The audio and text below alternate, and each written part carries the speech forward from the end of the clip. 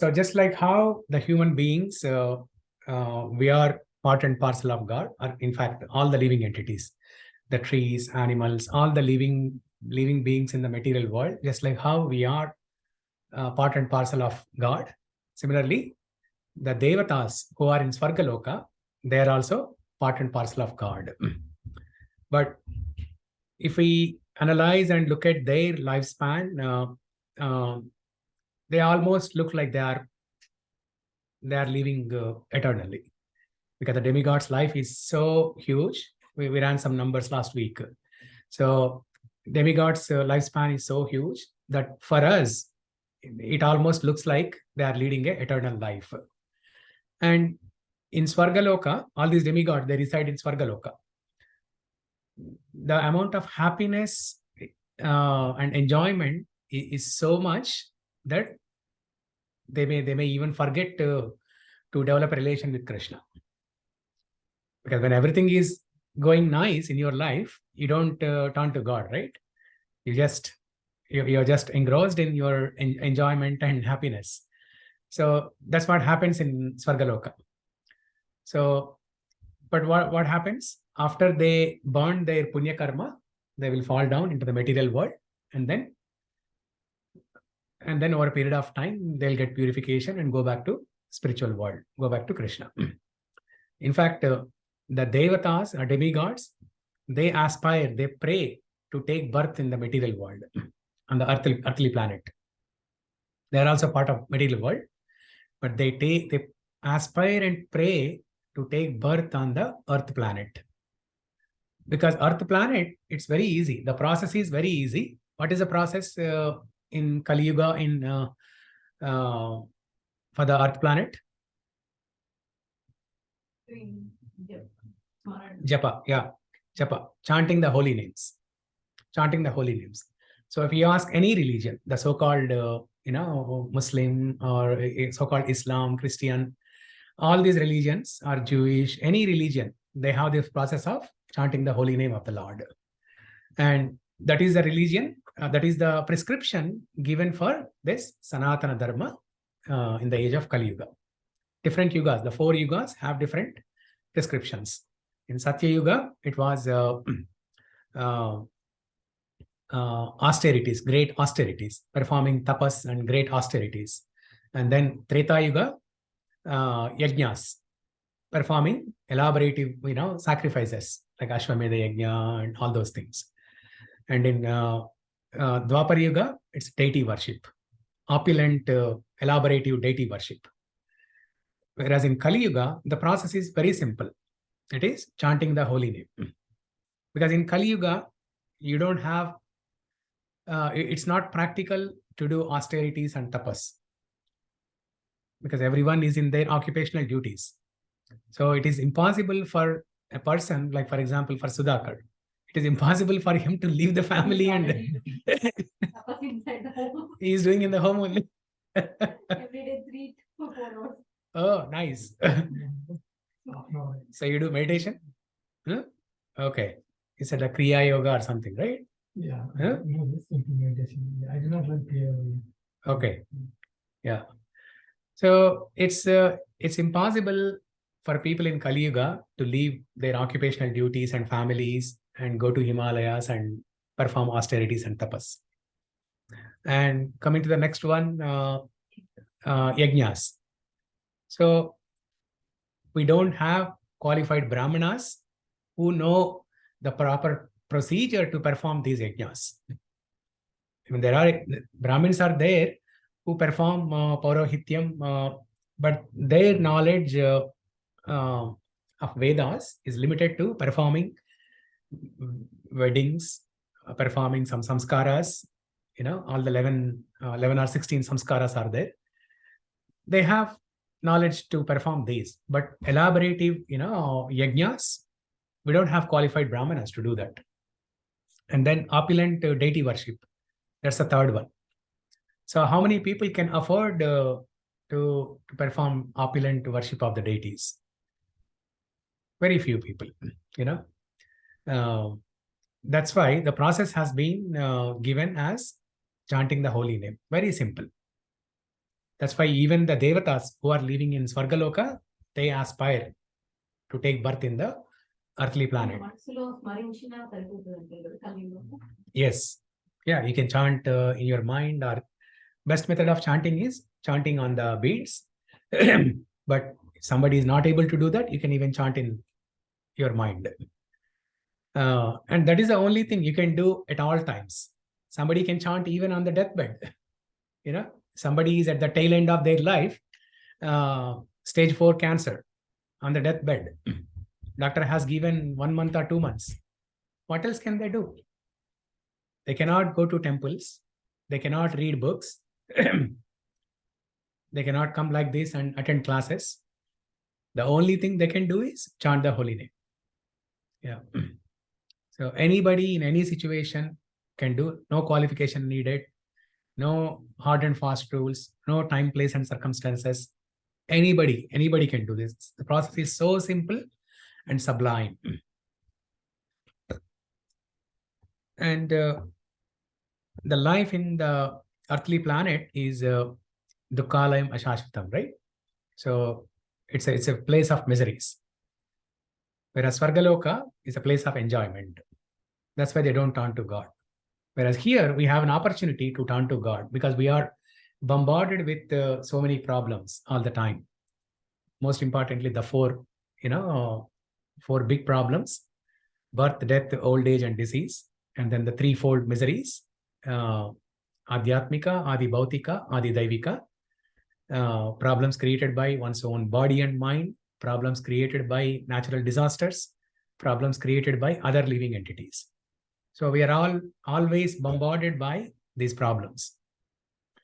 So it's easy, when there are problems in life, then we start questioning, right? Why it's happening like this? So you don't question for the first time, you don't question for the second time, you don't question for the third time. But when it happens the 10th time, then you'll start inquiring. Why it's happening? I'm trying to be happy, but all the time, no matter what I do, I'm not being happy. So then you start questioning. So it's very easy. That's why even the demigods, they aspire and pray to take birth in the earthly planet.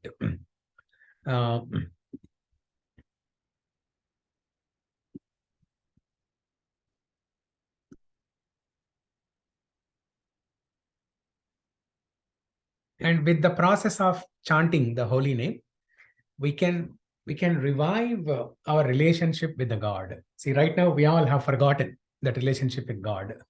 So just like this slide says here, who are we in relation with God? When we were all in spiritual world, we all remembered our relation with God and we were serving God very nicely. But after we fell down from the spiritual world and in the material world, we forgot our relationship with God.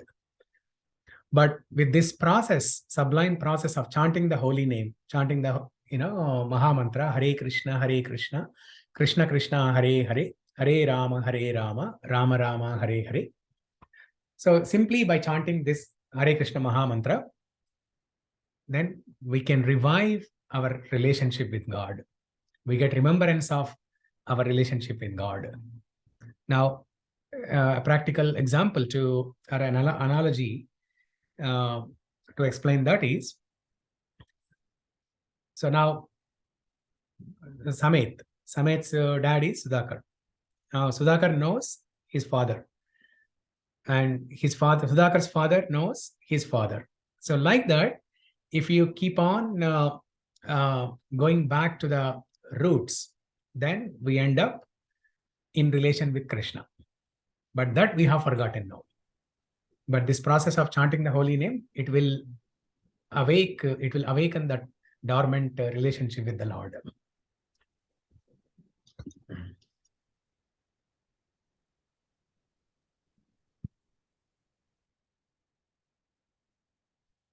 And I think we discussed this also last week, differences between living entities and God.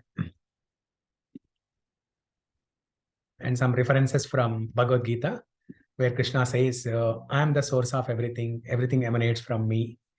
So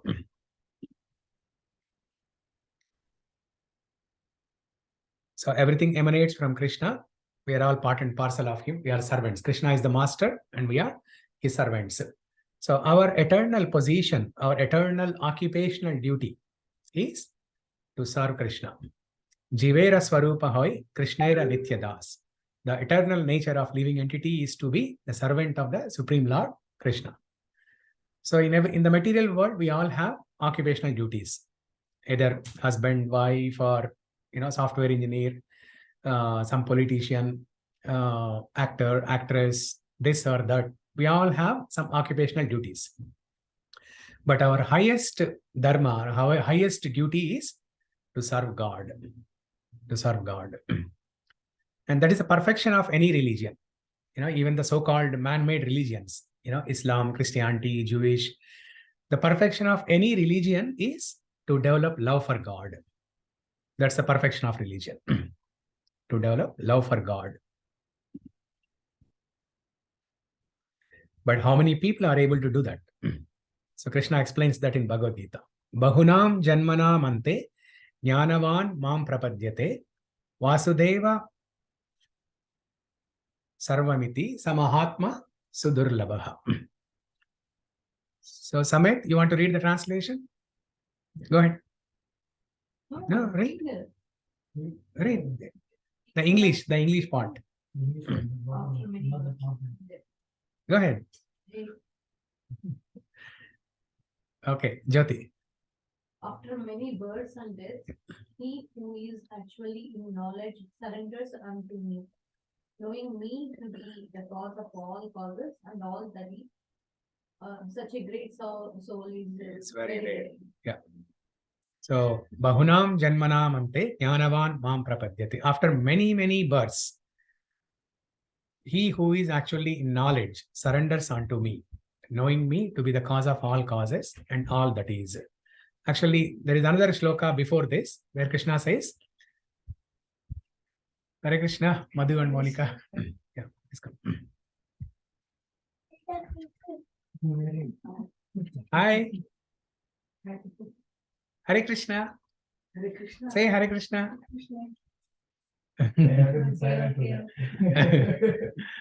Okay. So there is another shloka before this, 7.18. Manushyanam sahasreshu kaschin yatati siddhaye yatatam api siddhanam kashin mam veti tatvataha. So Krishna says among thousands of men. When Krishna says thousands of men, that means millions and billions of men. Okay. Among all the living entities, one who wants to know about God is very rare. And among those who want to know about God, one who achieves perfection is even more rare. Is the rarest. So now look at this class setting, right? We have reached out to at least 300, 400 people. Now, how many people we have in the class? Less than 20. So, and among the 20, how many of us, including me also, okay? Because I have not achieved perfection. So including me, how many of us are serious to take up this Bhakti Yoga path? So that's what Krishna is saying here.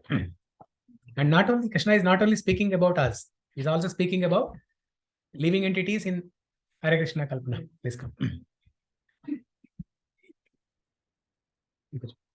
He's talking about all the living entities in all the planets across all the universes. Now we know about only this one world, one universe, or one planet. But there are billions of universes and each of them containing so many planets. And there are innumerable number of living entities residing in each of those planets. So Krishna is talking about all the living entities, including the demigods who are in Svargaloka.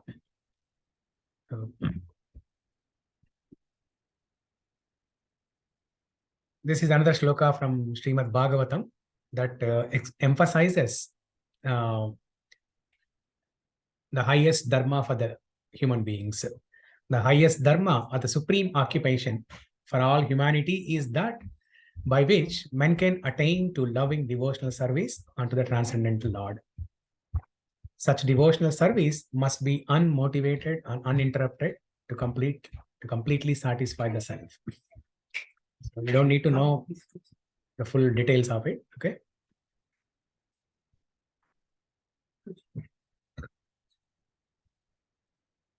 So that's why this process of bhakti yoga. The word yoga comes from the root word yuj. Yuj means to link. Yuj means to link. The process of yoga is linking the Jivatma with Bhagavan. Linking Jivatma with Bhagavan. And some people say the process of yoga is linking Jivatma with Paramatma. No, that's not our highest goal. Paramatma and Brahman realization, that is spiritual realization, but it's not the highest realization. It's not the highest aspect of God. So we have Brahman, Paramatma, and then Bhagavan. Bhagavan aspect is the highest realization. And this Bhakti Yoga process is the fastest means to reach Bhagavan. It's like elevator. When there is a huge building, 20-story building, there are two paths to go to the 20th floor. One is either you can take the staircase and put extra hard work and reach the 20th floor after 10-15 minutes, or you can directly take the elevator, which is the fastest path. So the other types of yoga, like Jnana Yoga, Karma Yoga, Ashtanga Yoga, all these other yogas, they are like a staircase. They're very troublesome and they take long time to achieve perfection.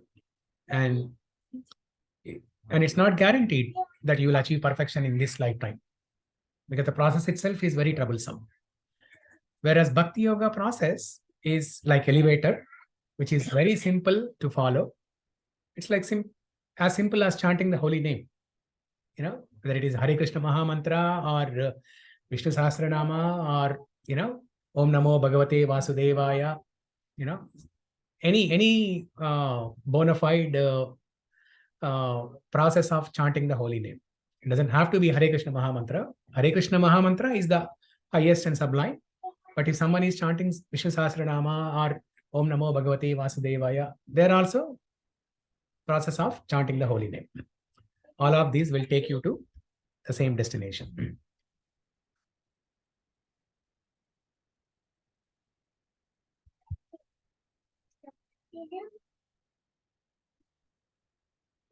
Okay, now before this, okay, so let's discuss the topic of Brahma, Vishnu, and Shiva.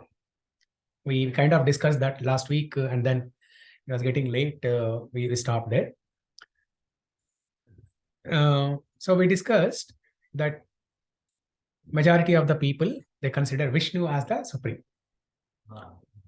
And before attending these classes, even I also considered Vishnu as supreme, or probably I did not have any clear idea of this supreme person,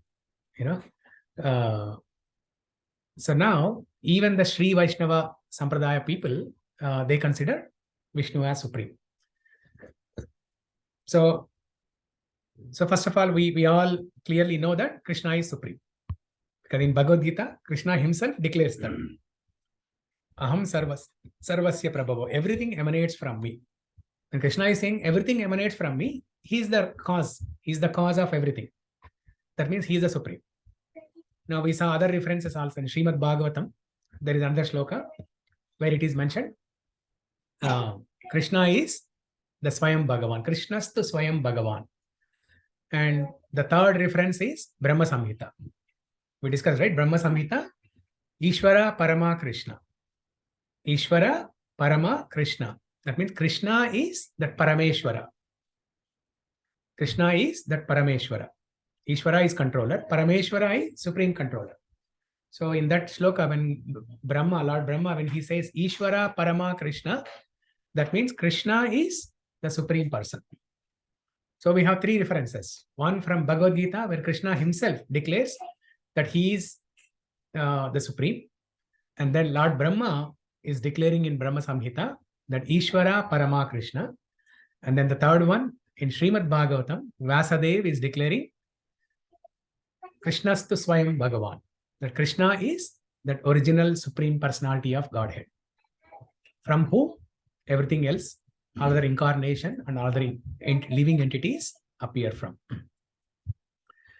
So Krishna is the supreme person, and from Krishna, the first incarnation was Mahavishnu. Okay, first incarnation was Mahavishnu, or there is another name called Karanodakshaya Vishnu. Karanodakshaya Vishnu. So that Mahavishnu, for the purpose of creating the material world. So what he does is, Krishna, he incarnates, or he appears, or he expands as Vishnu, Mahavishnu. And then he's simply lying down in the ocean. We all have seen that picture, right? Mahavishnu lying down in the ocean. That ocean is called causal ocean. Palasamudra. Yeah, causal ocean. Causal means that is the ocean which is the cause for the creation of the material world. The word causal means something that is the means for creating something. That is a means for creating something.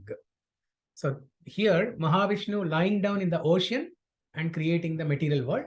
That's why that ocean is called causal ocean. So Mahavishnu simply, he simply lies down in the ocean, like as if he's sleeping, right? And then whenever he breathes, from his pores, innumerable number of universes appear. Simply by breathing, by his breathing. Simply by his breathing, from his pores, innumerable number of universes appear. Now, for us, it is very difficult to understand that, right? Yeah. So, how can he do that? How can he create innumerable number of universes simply by breathing? Now, the process of breathing has two steps, right? Exhaling and inhaling. So, when Mahavishnu exhales, innumerable number of universes appear. And when he inhales, all these universes, they are destroyed and go into him. Yeah.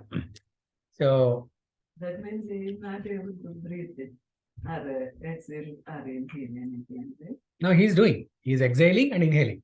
But in that time frame, they are living like 17 years. Yeah.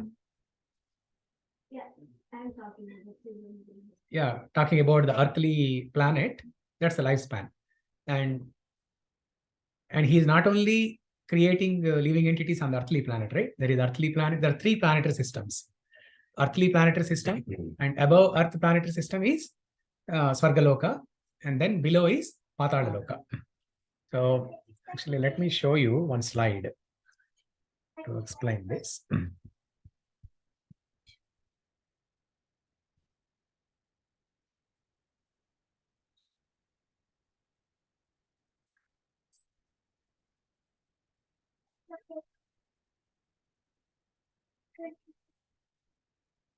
అప్పటికప్పుడు చాలా తెలియని విషయాలు తెలుస్తుంది అసలు. Yeah, ఇవాళ ఇంకా చాలా తెలుస్తాయి ఇప్పుడు. So we'll get there. We'll know many things today. Prabhu, Yeah. like in Dwapara Yuga, he appeared as Krishna again. Yes. Krishna since the ages, but he appeared As Krishna. In Dwapara Yuga, he appeared as Krishna. Yeah. So the purpose of all these incarnations is like why Krishna appeared in Dwapara Yuga, and then why he appeared as Rama in Treta Yuga, and why he appeared as Narsimha, Vamana, Matsya, Varaha, Kurma, all these things is, for example, let's say somebody is in coma. Okay? You try for 1 year, 2 years, they are not getting into their proper consciousness. So then what you do? Either case of coma, or let's say somebody is mentally, disabled. They're not able to recognize their family, and they have identity crisis. They say that if you ask them, they say, Who are you? They might say, I'm Trump or I'm Joe Biden, So now to help these people, a person who is in coma or help a person who is who is mentally disabled, what we will do? We'll try to make them recollect some of their past memories. Okay, you show them some objects, like a teddy bear or something, or some sweets or some family pictures or some sound. They are in sleeping positions, very tall. They can't. Their senses are working. Their senses are alive, but they their can't- consciousness Yeah, is dormant. Yeah, their consciousness is dormant. they are able to hear. They're able to hear. They're able to see. Oh, really? Yeah. But always they close their eyes, right? In sleeping position. No. Person in coma, they can see. Yeah. Yeah, they cannot process. They cannot process. Their mind is also working. All the five senses and the mind, everything is working, but they cannot. The consciousness is dormant. It's limited. From its full capacity, it has gone to a dormant state. Dormant state means kind of ideal state. Kind of ideal state. See, even when you are in sleep, you get dreams, right? You get dreams, and some dreams you remember, some dreams you don't remember. Similarly, person in coma, so his mind is working, senses are working, but he's not fully conscious. So for those people, we try to reawaken their consciousness by showing some past life, some past memories. Either you show some pictures or you play some songs that they like, or you invite a person who they like the most and ask them to talk to them, touch them, all those things. So by doing all these efforts, that person slowly will try to remember and regain his consciousness.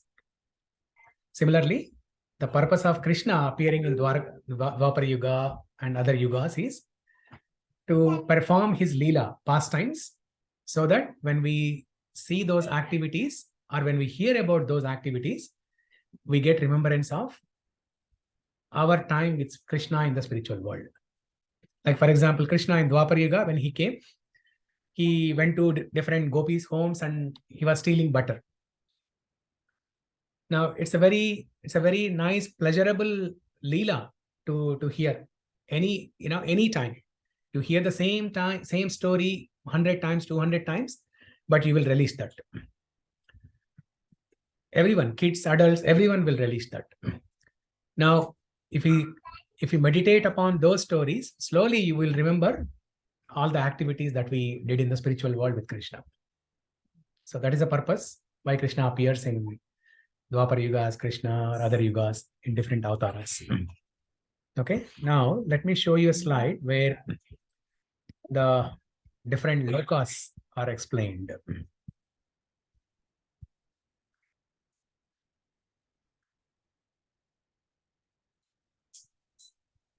Yeah, this one. Okay.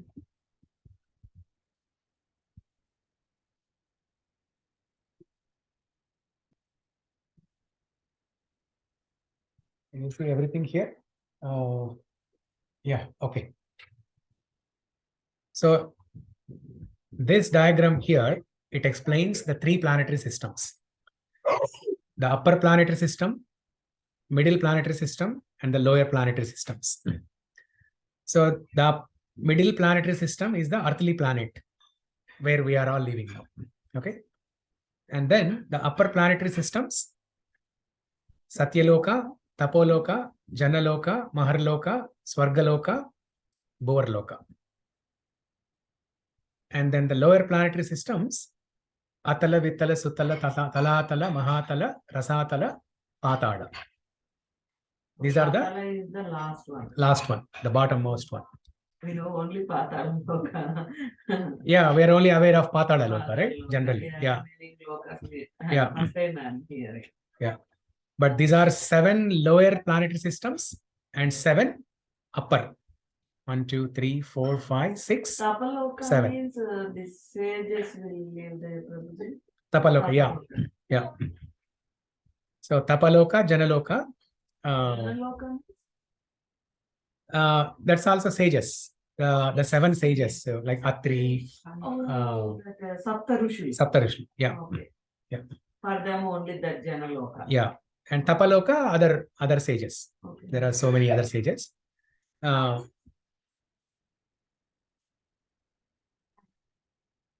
How is Bhuvarloka is in the higher planetary systems where Rakshasas and ghosts are living.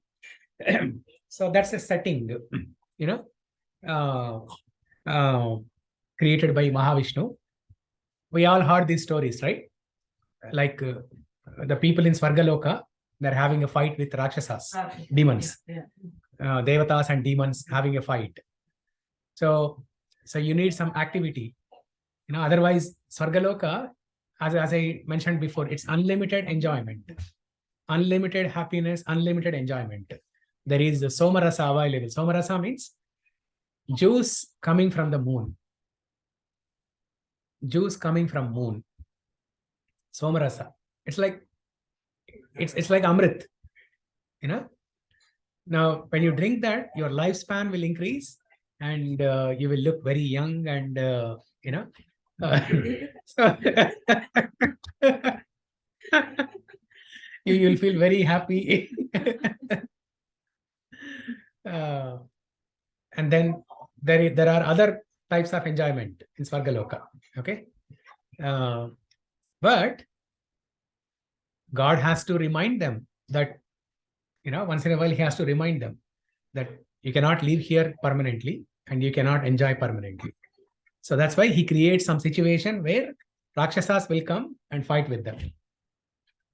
Rakshasas will come and fight with these Devatas. But like the and ghosts, so like do the ghosts also like travel Svargaloka or the planet? Yeah, haunting. Yeah. They even travel Svargaloka. Svargaloka people. Yeah. Yeah. So including Earth planet. Hi Mangesh. Yeah, please go. So including Earth planet and all these 6 planets here. 1, 2, 3, 4, 5, 6. So including Earth planet, these are the 7 higher planetary systems.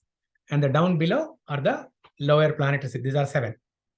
So that's why these are 14 planetary systems. Prabhuji, you said if you pray Ram, you will go to Ayodhya Loka. Where are those lokas? This is only in the material world. This diagram is showing only in the material world. You look at the leftmost, thing here. You see this here? Birth, death, old age, disease. This is common to all these people, all these 14 planets. Whether one is Patalaloka or Bhuloka or Svargaloka, Satyaloka, Lord Brahma resides. Okay? But they're all subject to birth, death, old age, and disease. For them also. Yeah. Yes. But Prabhuji, you mentioned they will drink Amrutam and They'll drink Amrit. Their lifespan will increase, okay. but it's not permanent. It's not permanent. Yeah. Now the Yuga concept is only for Earth planet. You said that Brahma will Yeah, Brahma also has a timeline, but the Kali Yuga lifespan 432,000 years. the 4 yugas Yes. at the end of Kali Yuga. So after one cycle of 4 yugas is called one Mahayuga. Okay. 1,000 such yugas, 1,000 such cycles is called one Kalpa. And that is 1 day of Brahma. Similarly, Brahma will have night also, right? So 1,000 such cycles is Brahma's night. Right. So that is 1 day of Brahma. 1 day of Brahma means daytime and nighttime. 12 hours daytime, 12 hours nighttime. Which is so many. 2000 cycles of these yugas. 2000 cycles of these yugas. And Brahma lives for 100 years. So if you run these calculations, it goes to 3.2 trillion earthly or solar years. 3.2 solar years. 3.2 trillion solar years. Solar years means the number of years from our perspective. Calendar years. And from our. Then the annihilation happens. Destruction happens. Lord Shiva destructs. And then again, the creation happens. And then Brahma is created and all other living entities are created and so on. So you see the heading here. It's only material world here. So the Ayodhya Loka, Goloka, Vaikunta, they are not here. It's only material world. Okay. Now, let me see. There's a diagram for spiritual world here. The Swargaloka is in material world. It's material world. Swargaloka is also material world. Yeah. Okay. Now, beyond this is the spiritual world. Okay. So there are spiritual planets like Ayodhya Loka, Vaikunta Loka, Dhruva Loka, where Dhruva Maharaj resides. He has his own planet. Dhruva Maharaj, he has his own planet.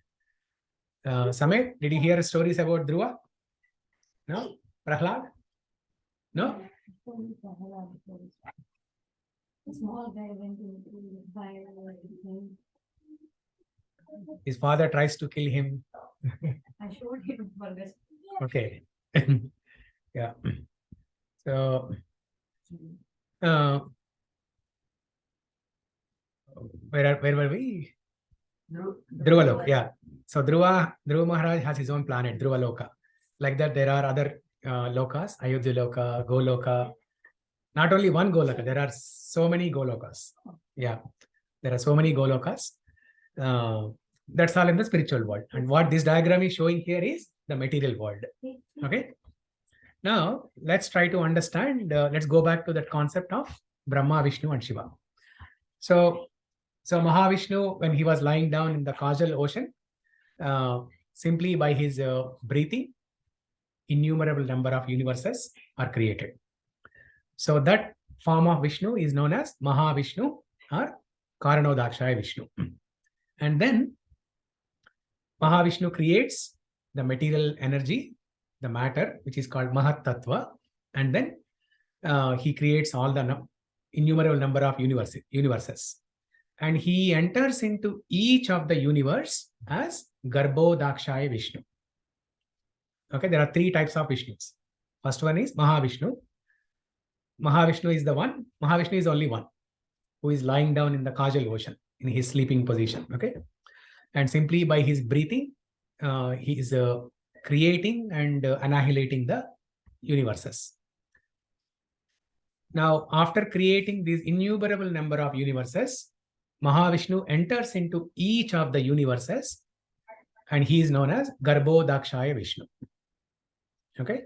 So you don't need to remember the technical name of this. And then after entering into each of the universes, then he also enters into each of the living entities as Kshirodakshaya Vishnu.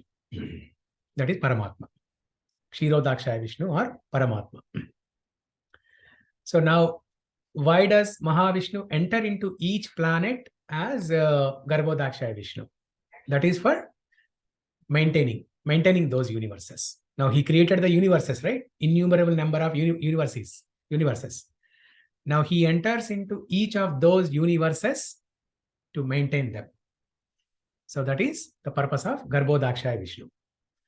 And in each of those universes, he creates Brahma. He creates Brahma, who is the secondary creator, who acts as the secondary creator to create other living entities. He creates human, in each universe. So he creates, Brahma creates living entities, human beings and, trees, animals, insects, and so on.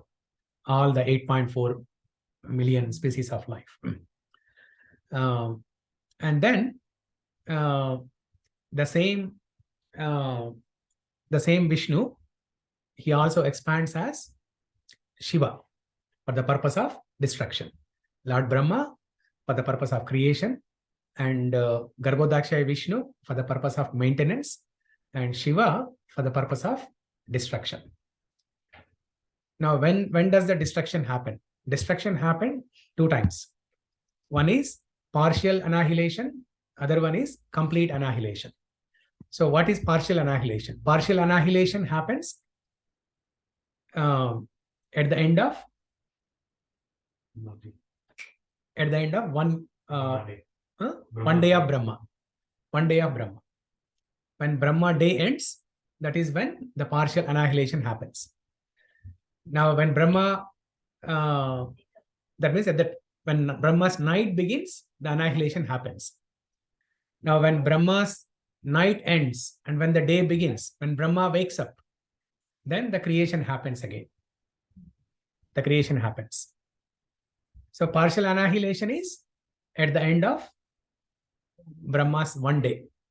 Okay, when Brahma's daytime ends, when he's about to sleep, then the partial annihilation. That means all the living entities, they are annihilated, they are destroyed and held into Mahavishnu's stomach. And then complete annihilation happens when Lord Brahma's lifespan ends. Lord Brahma lives for 100 years, right? So when Lord Brahma's lifespan ends, that is when complete annihilation, where even Lord Brahma is also annihilated. During the partial annihilation, Brahma is not annihilated. Because Brahma, he performs his activities during the day and then he sleeps in the night time. And then when he wakes up, again creation happens. So during the partial annihilation, Brahma is not destroyed. But during the complete annihilation, even Lord Brahma is also annihilated. Shiva is not annihilated. Shiva's position is, he is special. He is also in the material world, but there is a Shiva in the spiritual world also. The topic is a little bit more complicated. We can discuss that later. But for now, let's try to understand that the Vishnu, Brahma and Shiva, these 3 expansions came from Mahavishnu. Okay? Mahavishnu or Mahavishnu. Krishna? Mahavishnu, and Mahavishnu is the first expansion of Krishna. Yeah. Mahavishnu is the first expansion of Krishna. So from whom all other incarnations, there are 26 incarnations given in Srimad Bhagavatam. All other incarnations and all the creation, everything happens thereafter. Okay. Now, let's go back to our slide here.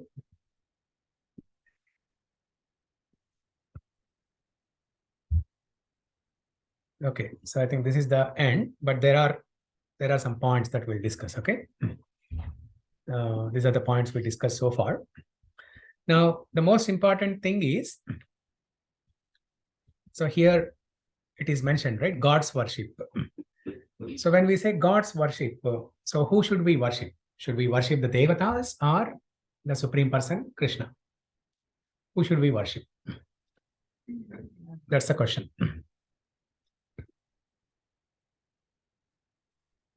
So what do you all say? Kalpana garu? Krishna only. Krishna only. And then what happens to the Devatas? What happens to Devatas? Depend upon situation. Dasra means we will pray to Durga Ma. So first of all, why do we worship Devatas? Material benefits. Yeah. So Vidyarthi labate vidya, putradi labate putra, dhanarthi labate dhanam. So if you want dhanam, moksha. Yeah. So depending on what you desire, there are some prescribed pujas or procedures given in Vedas that you can perform and get those material benefits. And they're very quick. You'll see the results very quick. So That's the general understanding, or that's the general attitude of people. When they say worship of God means, this is the attitude. Okay, worshipping God for material benefits. So if you are worshipping God for material benefits, then it's like a business deal, right? So you give something to God and then you ask God to give something in return. It's like a business deal. So you give 10 rupees and you ask for 1 lakh rupees in return. Nobody says, I'll give you 1 lakh and you give me 10 rupees. Nobody says that, right? So it's a business deal. You invest a little bit of money and then you expect a huge amount of profit. Not every time, right, Prabhuji? If Yes, you ask every time. about health means that is not you are asking money. And if you are asking for your child's good education means that's not for money. So why are you asking for health? Then we I can mean, you want to be happy, right? happy You want to and be we happy. can pray God. Money is also, the purpose of getting money is also happy, right? To become happy. The purpose of asking for help. Survive in this material world. Before money, actually health is more important. Yeah. Before health, you cannot do anything even if you have money. Yeah. You So, cannot pray God also. So the purpose of asking for health, money, or children, everything is to get happiness. That's the goal. We discussed that in the very first class, right? Whatever you do, whether you want good education or you want to get married or study, get a good job or anything, the motivation is only one: happiness. You want to be happy. So if you are worshipping God to get material benefits so that you can be happy, now is that a proper worship? No. No, right? That's not proper worship. So Mahi, what do you say? Sorry, Srinivas. So I'm asking, if somebody is worshipping God to get material benefits, is that a proper worship? Actually, it's not. I think that's not the proper worship. Yeah. That's not the proper worship. Okay. Good. Now let's see what is the proper worship. I think it looks okay, right? So Yeah. we I have also the think revenue it's department. without help we can't do anything. Go back to get money. Yeah. But when you go for birth certificate. Yeah. Department is specific to that duty, right? Yeah. So I only ask that one, right? Why do I ask other things actually? So let's see. Go to particular devata, right? Yeah. So I only ask that one because he only is capable of that one. Right? Yeah. You know what it is. Huh? Yeah. So we are only aware of those things, right? We are not aware of something beyond than those. So the Vedas talk about dharma, artha, kama, moksha, right? Among these four, dharma, artha, kama, moksha, moksha is the highest. Liberation, seeking liberation. But even higher than moksha is bhakti. Oh, Higher than moksha is bhakti. We discussed, right? Perfection of any religion is developing love for God. Bhakti means developing love for God. That is moksha. Now, anything other than this, if you want dharma, artha, kama, moksha, everything is a material benefit. Why somebody wants moksha? What's the motive behind that? Okay, dharma, artha, kama, we understand. It's a material benefit. You want to enjoy those material benefits and you want to become happy. You don't know next birth. End of this life and Miseries. birth and death. You want to end these Yes, miseries. cycle. Correct. You want to end these miseries. You know that life is full of problems. There are diseases. There are problems created by mother-in-law. You know, so many things. So we don't want to take birth again, right? That's why you seek for liberation. So that means there is a selfish desire behind that. Even though that is highest among these four, even the moksha is highest form of desire, but there is a selfish desire behind it. You're asking it for yourself. But Bhakti is the process where you don't ask anything for yourself, and you are only worried about what God wants. Your desire is only to please God. Your desire is only to please God and not to please you. You should not have any motivation. You should not have any motive to have something for yourself. And you are not in the center. God is in the center, and your duty is to please the God, to give everything to God and to please the God. If any person do like this in this material world, people will say she is having mental because she is not taking care of her family, Yes. husband, and Very good. yeah, she is having mental. That is a symptom of spiritual failure. When people start calling you mental. Yeah. That is a symptom that you are progressing nicely on the spiritual path. But this material But there is also saying Madhava Seva is yeah. Manava Seva, Madhava Seva. Yeah.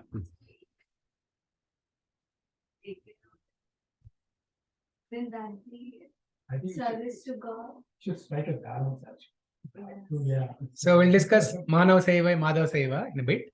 But before that, let's try to understand this. Okay. There are two things, right? So pleasing yourself with material benefits, seeking material benefits and pleasing yourself, that you can do by worshipping these devatas. Okay. And other one is the keeping God in center and giving everything to God, offering everything to God and pleasing the God. You're not in the center. You're not getting any enjoyment. You're not getting any material benefits or happiness. Okay. God is in the center. God, you're offering everything to God and you're pleasing God. Now let's try to understand this with an analogy. Okay. So let's say there are two people. Okay. Mangesh and Basu. Mangesh always comes to Sudhakar asking, hey Sudhakar, can you help me, get a nice job in your company? I'm doing good in my company, but I'm looking for some change and, some promotion, some higher position and some 30% rise in my salary. And then Sudhakar helps him. And then after 6 months, Mangesh again comes to Sudhakar and he tells, hey, can you help me, can you give me some money? I'm buying some car or house. I'm short of some money. And then Sudhakar, out of his, kind heart and his, charitable mood, he gives some money to Mangesh. And then next month, Mangesh again comes to Sudhakar and asks for something else. So like that, all the time, Mangesh is coming to Sudhakar and asking for something, give me all the time.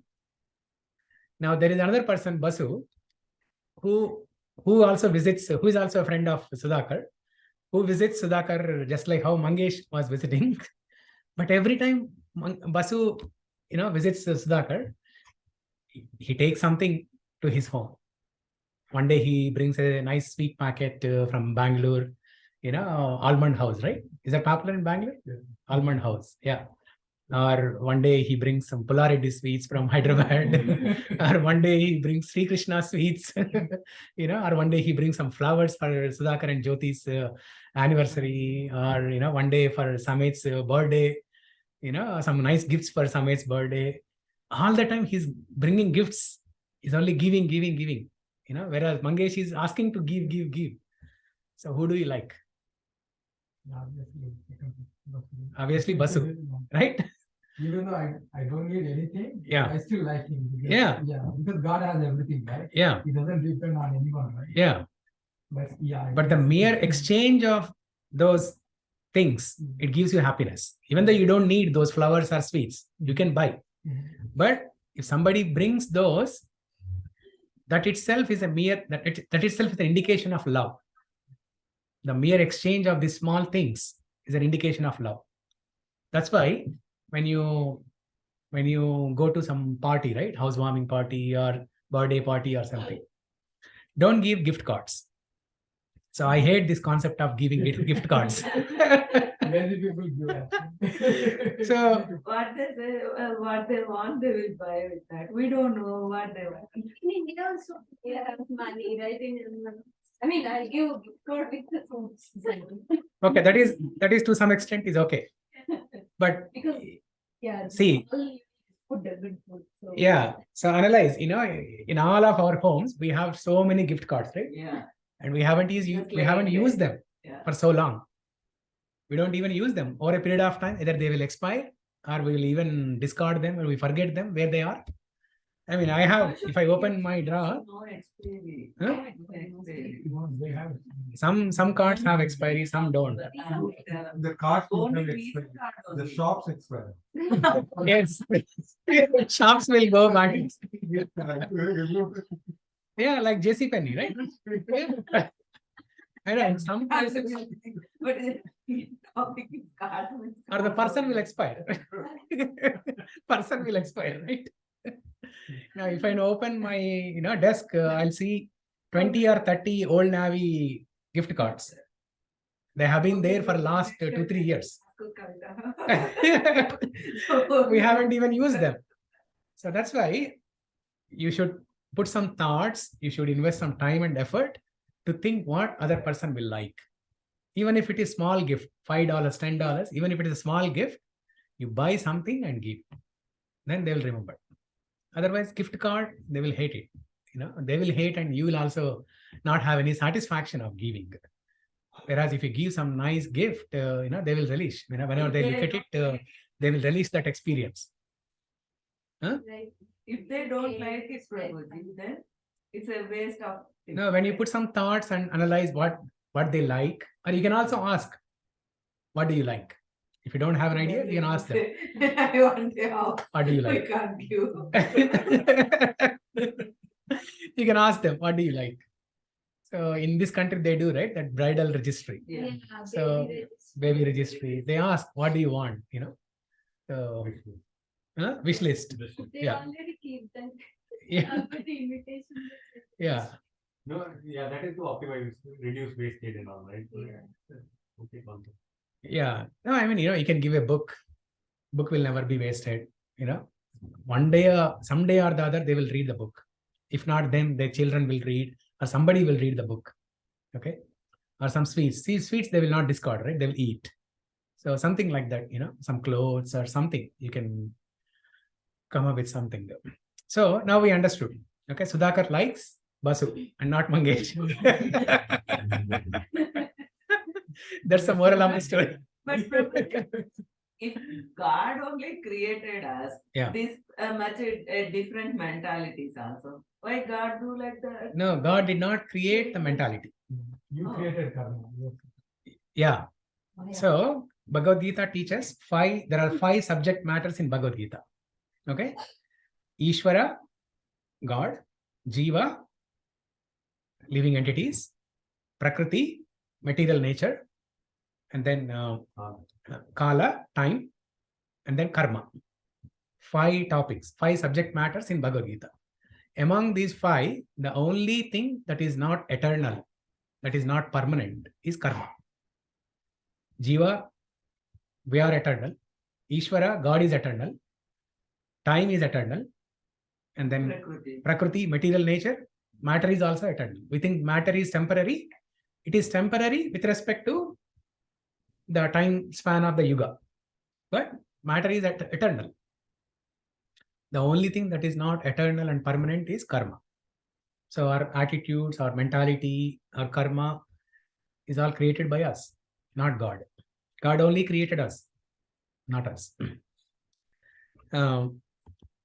So it is natural to like a person who is always giving to us, not asking for things. Similarly, God also likes that person who is always offering to him, not asking something from him. Now, God is that person who is very merciful. He gives you, even if you don't ask, he gives you. Okay, even if you don't ask, because he knows what you want. He knows what Sudhakar wants, what Mangesh wants, what Basu wants, what Kalpana wants, Monica, Jyoti, Samit, everyone, He knows each and every individual's desires. We don't even need to ask. And he gives those after purifying us. Okay.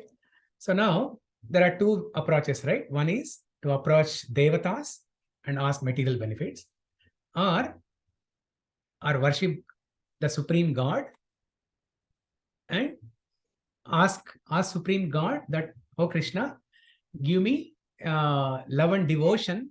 Give me devotion to him so that I can develop love for you. Give me devotion so that I can develop love for you. I can serve you.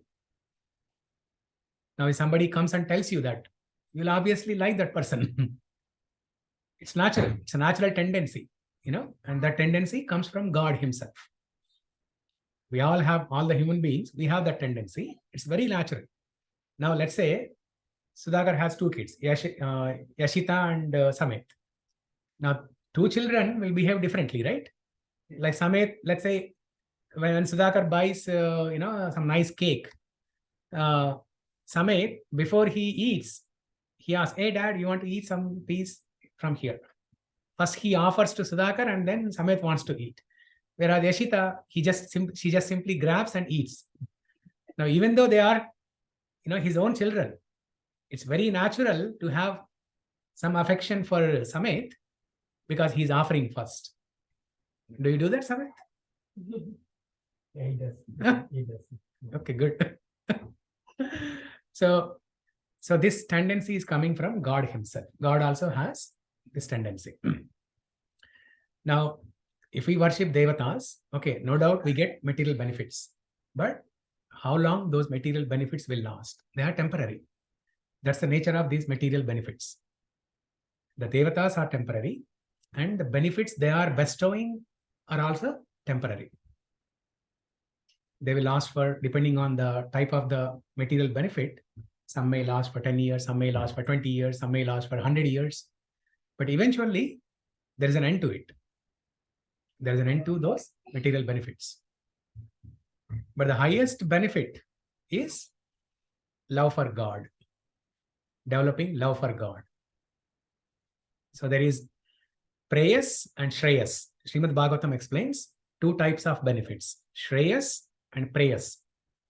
So Preyas is temporary benefit.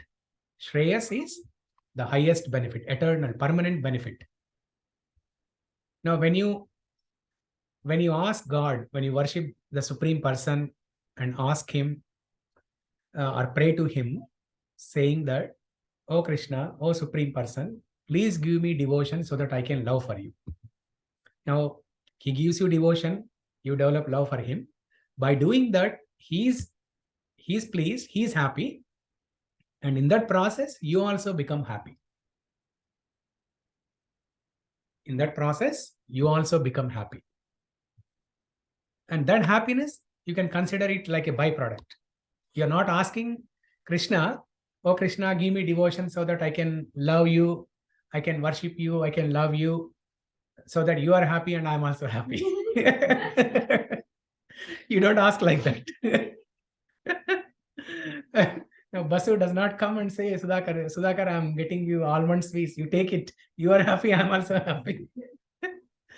So his happiness, Basu's happiness, it's intrinsic. It's implicit. He doesn't even need to ask. He will obviously experience that happiness. When he gives that sweet box to Sudhakar and he relishes that, he says, oh, wow, this is very nice, Basu. Thank you for bringing this. Please sit down. What do you want? Would you like some water, or what can I serve you, lunch or dinner? Then that itself is enough for Basu. He doesn't need to ask anything. He's happy. He's satisfied. So if you satisfy Krishna, everyone else is satisfied. So when you have a tree, everyone is satisfied. If you have a tree, you don't go and water each and every branch and leaf. You water the roots. And all the leaves and branches, everything is satisfied. Similarly, when you serve God, when you love God, everyone is happy. All the living entities are happy. See, why in this, for example, in America, 99% of the people, they are leading a adharmic life. Okay, demoniac life or adharmic life. If you look at the so-called, Americans, right, for example. So they don't talk about God. They don't know about God. I mean, to some extent, they know about Jesus Christ, but they don't know the purpose of life, and they don't follow regulatory principles. They're always engaged in sense gratification. Okay, they're not offering anything to God, but they're always seeking material benefits, and they always want to enjoy. But still, there is tremendous amount of supply of necessities, and people living in America, they are leading a comfort life. So how are those supplies are being supplied, even though they are all leading adharmic life, even though they are not making God happy? How is it possible? How are they getting water? How are they getting food? How are they getting sun? So Vedic principle is, if you don't satisfy the demigods, then no rains. Without rains, no crops. No food. Without crops, no grains. Without grains, no food. But how are these people getting? They are not doing any yajnas. But they will go to church, right? They'll go to church, but are they doing any yajnas there? They do pradhana. They do pradhana, but what is that pradhana? We don't know. Yeah. So they're not doing yajnas. And it is clearly mentioned in Bhagavad Gita, 3rd chapter, and in Vedas, that only by satisfying demigods, you get rains. And from rains, grains. And from grains, food. And that's how the mankind is survived.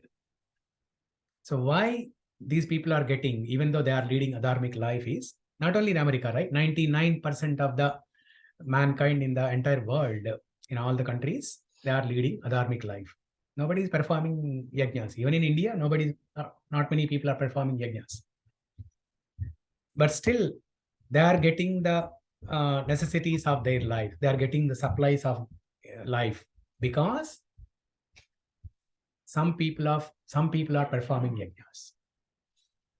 Some people are performing yajnas. That's why Vishnu and the demigods are pleased.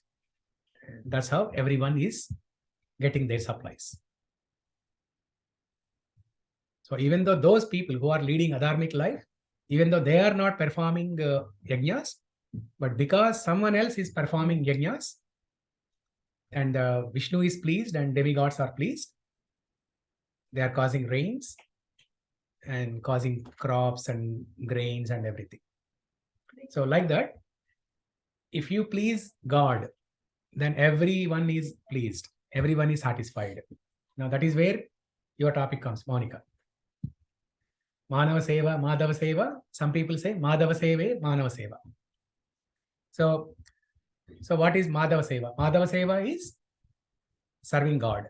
Manava Seva is serving humanity by doing some charity, feeding the hunger, feeding the hungry people.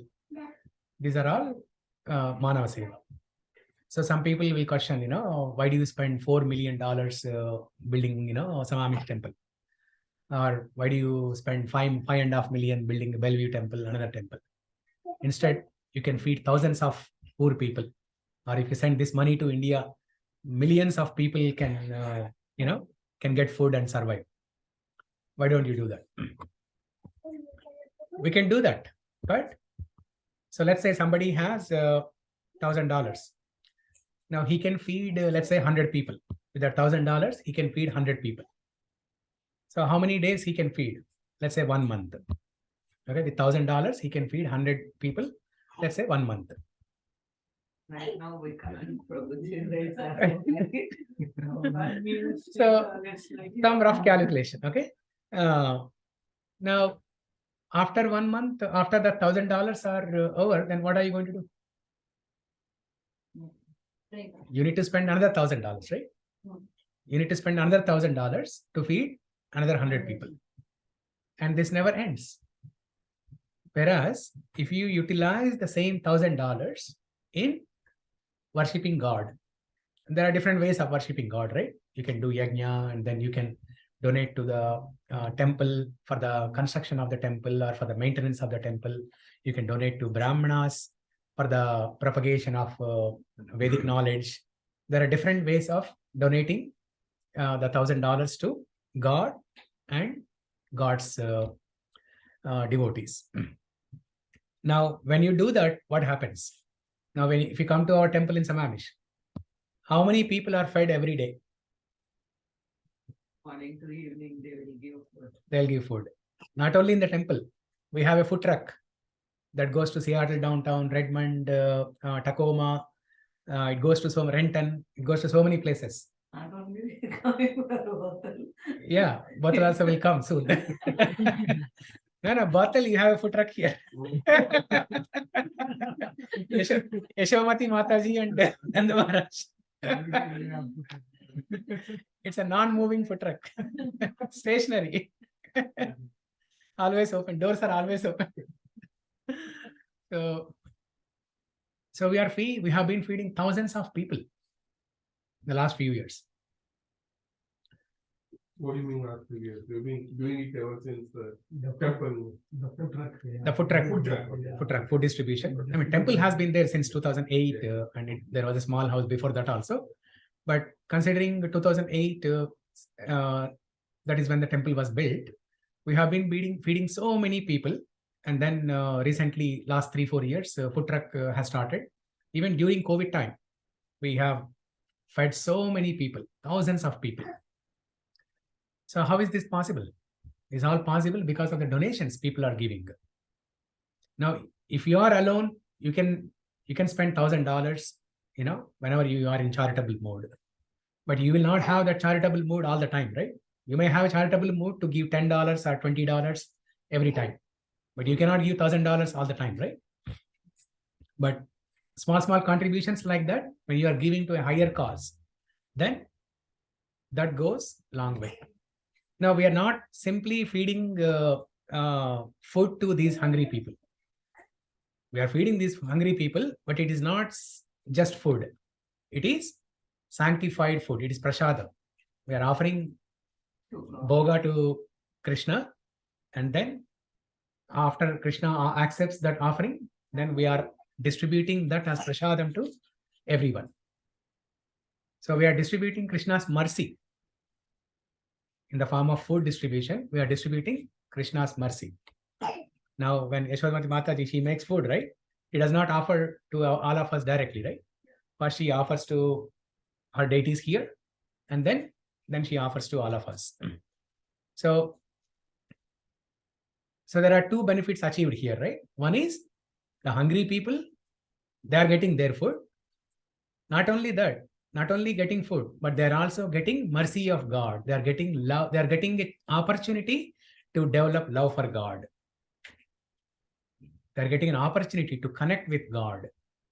Now, if you eat the prasadam like 100 times, 200 times, or 1,000 times, slowly, you will start thinking about God. One time, you may not think about God. Second time, you may not think about God. Even after 10 times, you may not think about God. But if you eat the same prasadam several times over a period of time, slowly the tissues in the brain will get fine-tuned, and you will start thinking about God. Okay, it's a scientific process behind the prasadam. There's a scientific process. That's how Prabhupada started this movement. When he came here, all he was doing was chanting in the streets of New York, and he was cooking a little amount of food and offering to Krishna, and then distributing to those few people as prasadam. That's how it all started. And ISKCON has a biggest project worldwide, especially started in Bangalore, but it's happening worldwide. Akshay Patra. You might have heard about that project, right? Akshay Patra. So where they serve, I think at least 1 lakh plates every day. Some huge number of plates every day in India, especially in Bangalore, but that's happening in Bombay and all other cities. It's happening in US also, in some cities. Oh, every day there. Yeah. Bangalore temple itself, they donate, they distribute 1 lakh plates every day. Yeah. So like that, several temples are doing in a large scale like that. And no other organization is doing at such a large scale, the food distribution. So the Bangalore temple, is this the one in Mahalakshmi layout? Rajaji Nagar. Rajaji. Yeah, Rajaji Nagar. Yeah. I'm from Bangalore. I never knew around the Rajaji Nagar. Yeah. Never been there. The first time I went to ISKCON temple is here in. I used to know in Smoke Colony, and when it opened, it was a day. Okay. That's when I started going. Yeah. Okay. Yeah. But Yeah. next time I go to Bangalore, I want to. Yeah. Yeah. You can see all these projects there, Akshay Patra and all those things. Yeah. There are other temples also in Bangalore. I think ISKCON has 6-7 temples in different parts of Bangalore. But yeah, this Rajaji Nagar, that was the first one. It's the biggest temple. That's where Akshay Patra project started. So we are doing at the biggest scale than anyone else, and we are giving twofold benefits to everyone. Feeding the hungry people with food, the basic necessity, and also giving an opportunity to them to connect with God. Okay. So that's why if you serve God, then everyone is satisfied. Everyone is satisfied with basic necessities, as well as they get the opportunity to connect with God and develop love for God. So now we all know that, okay, worshipping the Supreme Krishna is the highest. Then why still worship demigods? Why there are so many people worshipping demigods? See, Bhagavad Gita teaches that worshipping Krishna is the highest. Worshipping Supreme is the highest. And in the same Bhagavad Gita, Krishna tells in 7th chapter and 9th chapter that if you worship demigods, you'll get temporary benefits. But after the punya karma is finished, then again you have to suffer. Okay. And then if you worship these demigods, you'll only go to those lokas. Like if somebody worships Indra, Varuna, Vayu, Agni, all these demigods, you'll go to Svargaloka. But Svargaloka is also temporary. Okay. It's much longer lifespan than material, earthly planet, but that's also temporary. So we all know that worshipping Krishna as Supreme is the highest, but why still worship Devatas?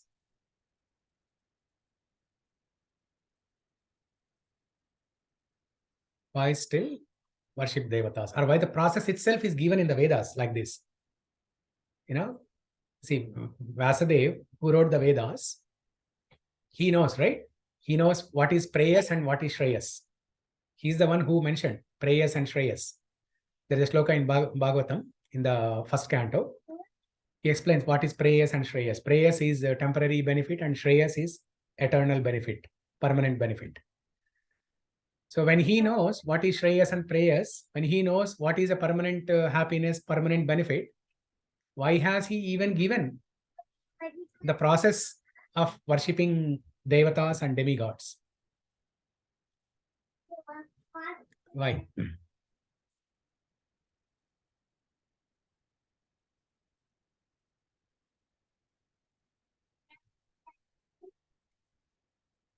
Jyoti, you are saying something. Main God చూసుకోలేదు like spread చేసినట్టు assign someone. Oh, no. That's not the purpose.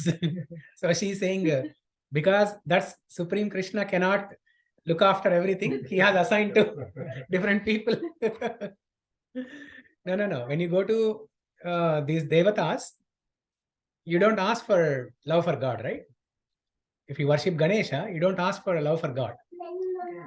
If you worship Saraswati Devi, you ask for education. If you ask Ganesha, you ask for removing obstacles in your material life, and so on. So why was that process even given in the first place in the Vedas? And because it is given, we are following, right? If it was not given, then we don't follow. Probably would have directly, worshipped Krishna. Yeah. So the answer is, so So Vedavyas or Vasudev, he's an incarnation of Krishna. He's, yeah, he's one of the incarnations of Krishna. Yes, Bhagavan. Yeah. So he knows the mentality of the people, and he knows that not everybody will be inclined to the worship of Supreme. He knew that there will be different kinds of people with different mentality, because everyone has free will, right? So people have different mentality and different attitude, different inclination, different likes and dislikes, different desires.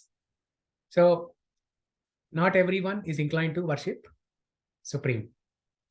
So now, to give a process to different people to elevate from their position, from wherever they are, to elevate those people from their position to a higher level, the process of Devata worship is given. The kind of staircase, step by step. Yeah, it's a slow process. Now, see, the lowest level of leading a life is animalistic life. Okay, you don't worship any god, not even Devatas. You don't worship any guru or god, Devata, no Devata, nothing. You lead an animalistic life. Okay, you eat, sleep, mate, and defend. You perform only those functions, and you don't even go to temple. No worship of God, nothing. Let's say, imagine it's a atheistic life. Somebody is leading a atheistic life. Then, for them to elevate to the next level, to a higher level, okay, there has to be a process. Now, all of a sudden, you cannot go to the atheistic people and say that, okay, so you worship Supreme and everything will be supplied to you. You will be happy, everyone will be happy. No, they cannot listen. They cannot understand that, concept. So now, first you have to elevate those people from the lowest level of life to little bit higher life, higher stage of life. Higher stage of life is, okay, you enjoy material benefits, you seek material benefits and enjoy, but you follow karma kanda procedures given in the Vedas. Okay, you worship Devatas and you please them, then you will get what you want. So you are, at least you accept some authority. At least you start accepting some higher authority and start worshipping them. Then they are pleased and you'll get material benefits. You become happy. And from there, from that stage, the second stage, you have to elevate people to the even higher level called Nishkama Karma stage. You perform your activities, but you don't expect any results from it. Still, there is no love of God there, but the concept is Nishkama Karma Yoga. So you perform your duties, but you don't expect anything in return. Okay? And even higher than that is developing love for God. Developing love for God, bhakti. So you have to elevate people gradually. That's why the worship of Devatas is given. Now, by following some particular procedure, if somebody can get wealth, now they start believing in higher authority. They start believing in Vedas. They start believing in, they start developing faith. Now, slowly, they'll start inquiring. Okay. So what is higher than this? Is there anything even higher than this? That's what Hiranyakashipu did, right? Hiranyakashipu, he was a demon. So he was a Rakshasa. He was exploiting Devatas, and then he was enjoying the material benefits. Now he wanted the highest form of material enjoyment.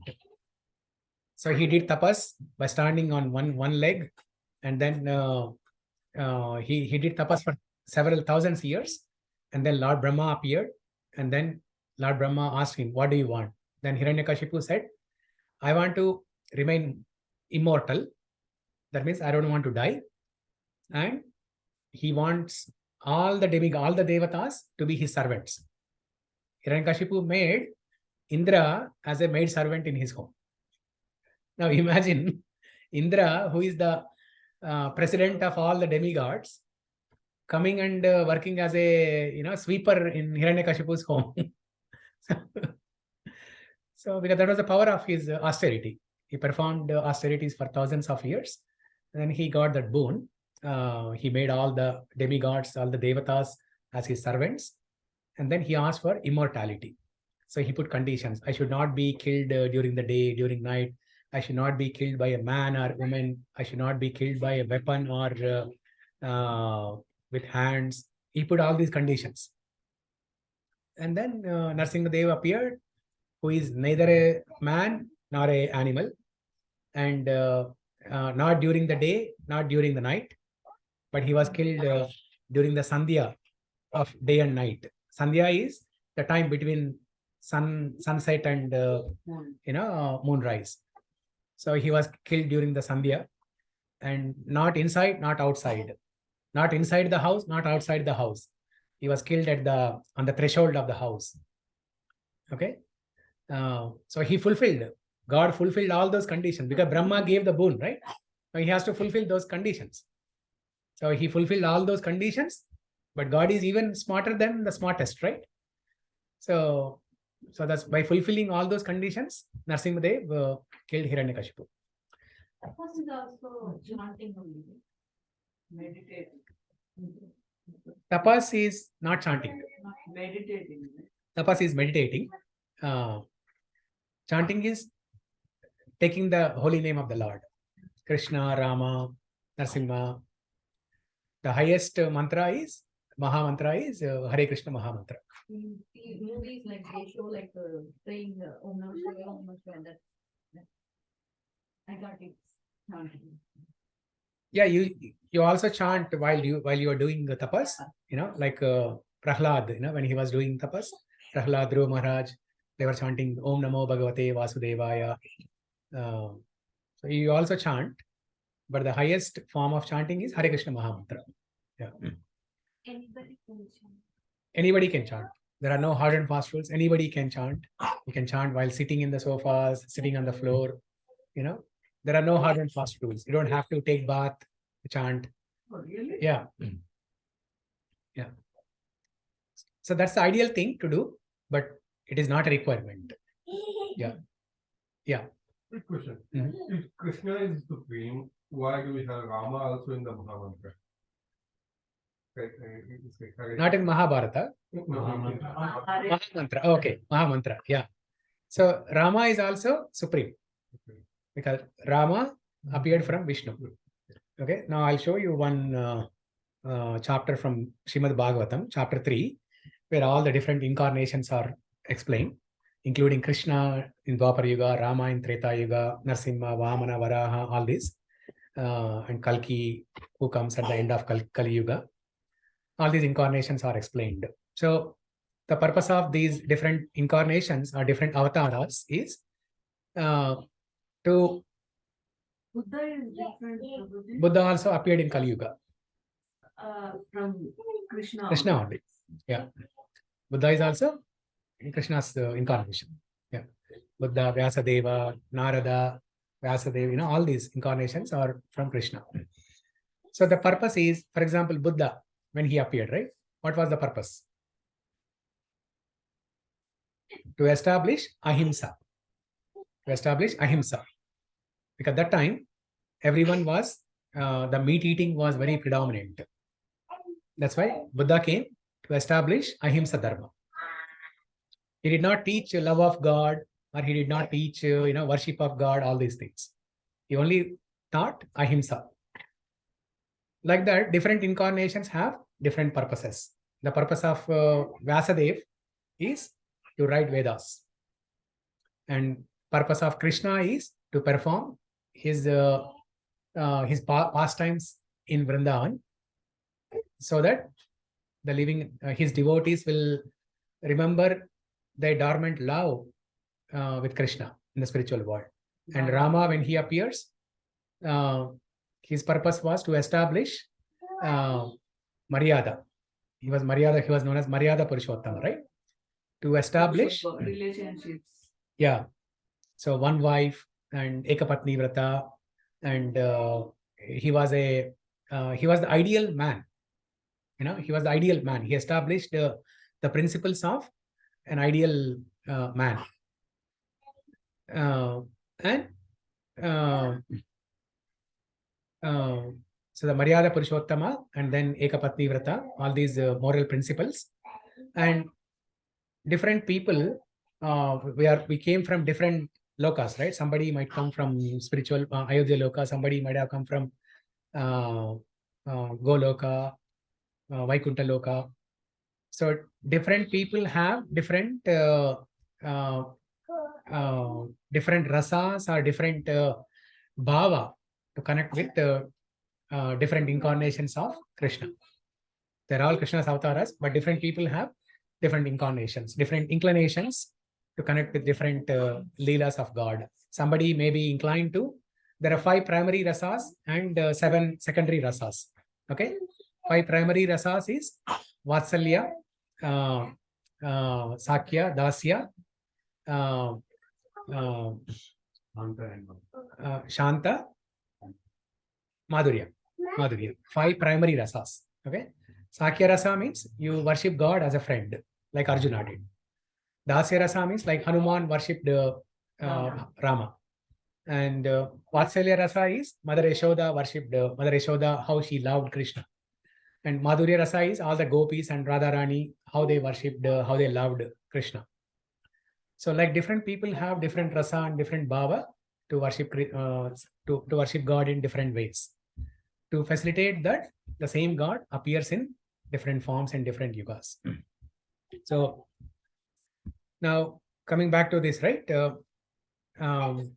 So even though the worship of Supreme is the highest, there are different processes given to worship demigods so that people can get elevated and purified slowly and gradually, and then they can start worshipping the Supreme. Okay. Now, whenever we now after having this understanding, right? After having an understanding of worship of Supreme is the highest. Now, can we change that all of a sudden? And from tomorrow, can we start worshipping only Supreme Krishna and then forget about worship of other demigods? No, we cannot do that. Now, if I ask Kalpana, what are the deities you have on your altar? Now she will say, I have Balaji, Shiva, Sai Baba. Now, it's not wrong. We cannot change all this all of a sudden. And you don't need to change also. You can still have. Okay, now even here we can see. Okay. So what should be our mood when we worship these demigods? Now, before having an understanding that worship of Supreme is the highest, that is the Shreyas, before having this understanding, our mood was different. Whenever we worship demigods, we want material benefits. That was the prayer. I'll give you 10 rupees, you give me 1 lakh rupees. It's a business deal. Okay, before having this knowledge. Now, after having understood this, after having understood what is the highest, what is the best, what is the ultimate thing to do, we still worship these demigods. But what should be our mood?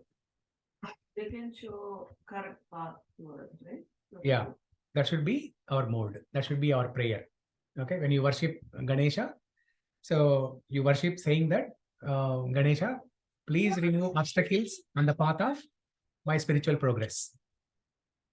Now, if Ganesha wants to give you material benefits, he will give you. If Krishna knows that, okay, this person is, a poor child, he wants some material benefit also. Let me give. He's worshipping my other child, Ganesha. He's satisfied. Okay, let me give some material benefit also. So Krishna will give that also. You don't need to ask. Krishna will give you that. He give you material benefits as well as spiritual benefit. Without asking. Without asking. Yeah. So that should be our mode. When you are worshipping demigods and devatas, that should be our mode. And not ask, like I give you 10 rupees and you give me, 1 1 lakh rupees. Because when compared to love for God, that 1 lakh rupees is nothing. Now, there's a small story, right? For example, there was a story of a king who one day he decides to visit his villagers. So he goes around the village and tries to meet people, asking everybody what they want.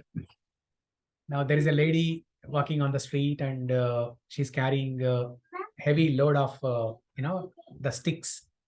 Her job is to collect sticks from one place and move it to another place, and she gets some 10 rupees or whatever.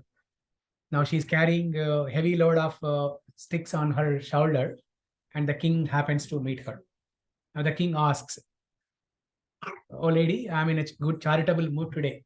Okay, I'll give you whatever you want. What do you want?" Now the king, that lady says, "Oh king, this load is very heavy on this shoulder. I have been carrying for last 1 hour or 2 hours. Can you please help me shift this load from this shoulder to another shoulder?" How good is that?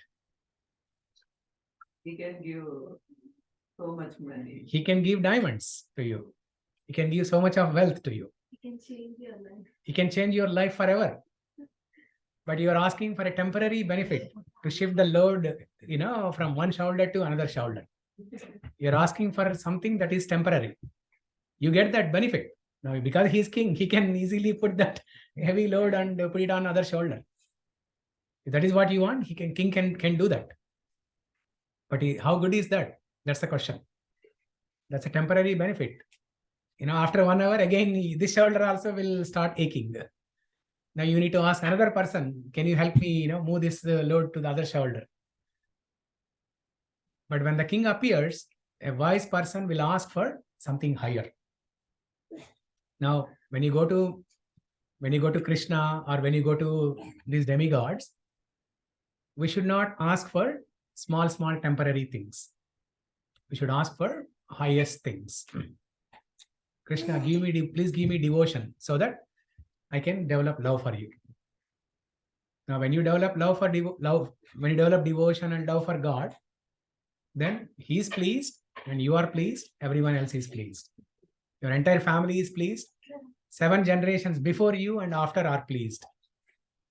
So that's how powerful it is.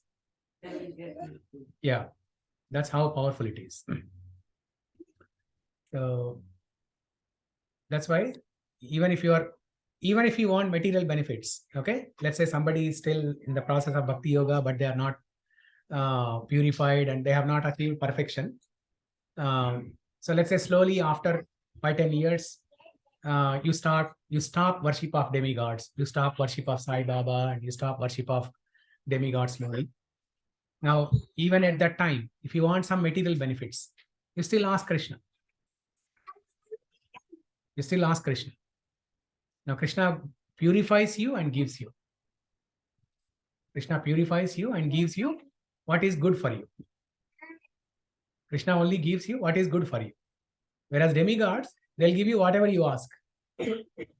So they are like, let's say there is a small child, right, in the house. Demigods are like uncles and grandparents. Now, uncles and grandparents, they'll give you whatever you ask. Now, when Samet goes to India, grandparents will pamper him like anything, right? When was the last time you visited India? 5 years. 5 years ago? Okay. So do you remember those days when you spent time with grandparents? No, you forgot? Huh?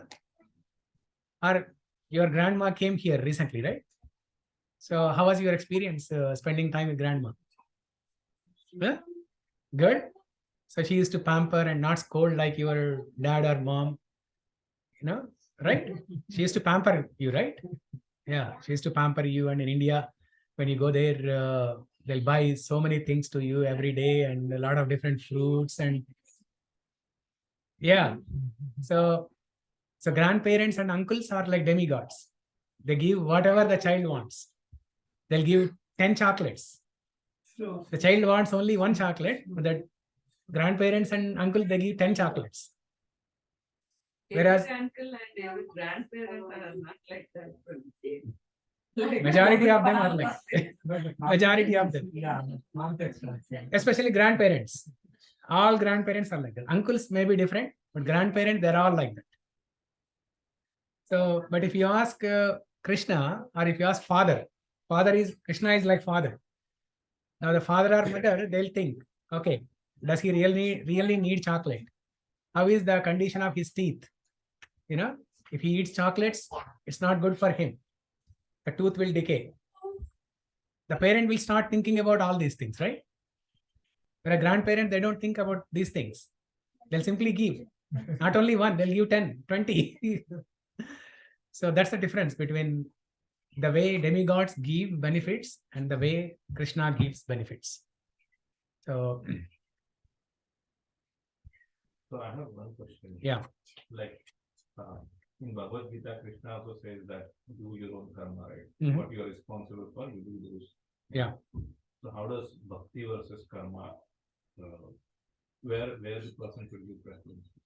Where the person? Should give preference to like bhakti or karma? Bhakti is the highest.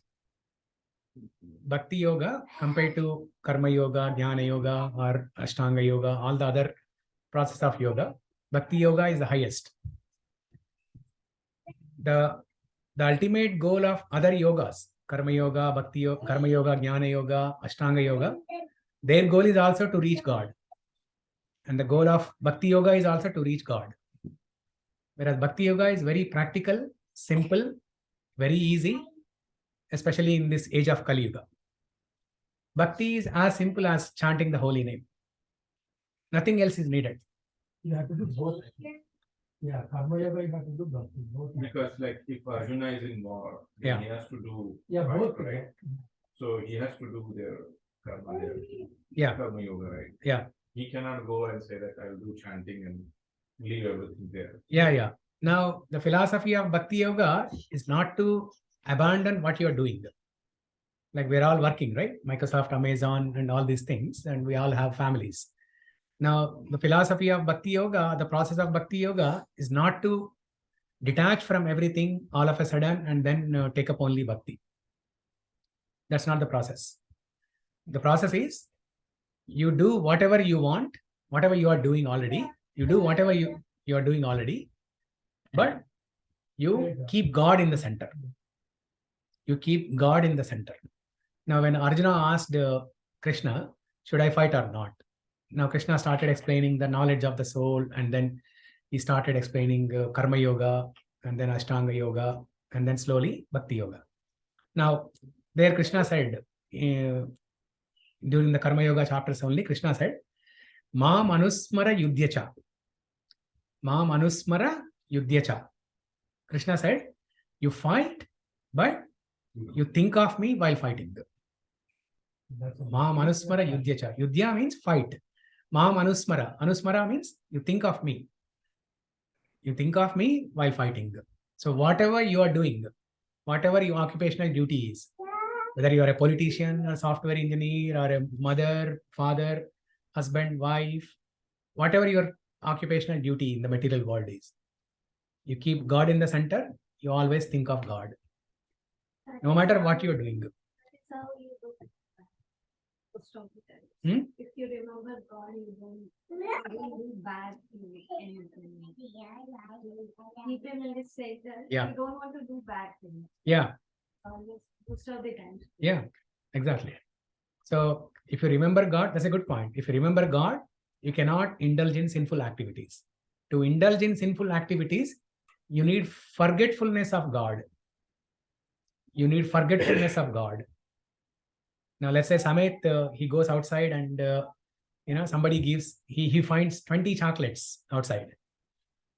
Now, he needs some kind of forgetfulness of what his parents said. That too much eating of chocolates is not good for health. He needs forgetfulness of that. Only then he can eat those 20 chocolates. Now, as long as he remembers that, he cannot eat 20 chocolates. He can eat only one chocolate or nothing. So when you keep God in the center and doing anything, you cannot do bad things.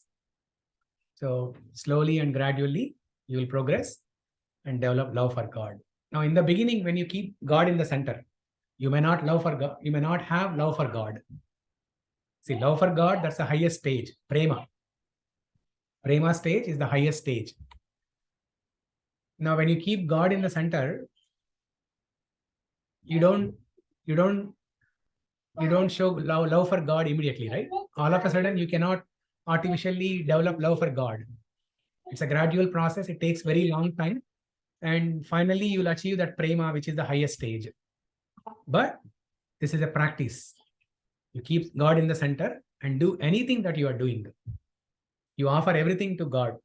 Krishna said in Bhagavad Gita, Yat karoshi yadashnasi yad juhosi dadasi yat tapasvasi kaunteya tat kurushva madarpanam. Krishna is saying madarpanam. Offer everything to me.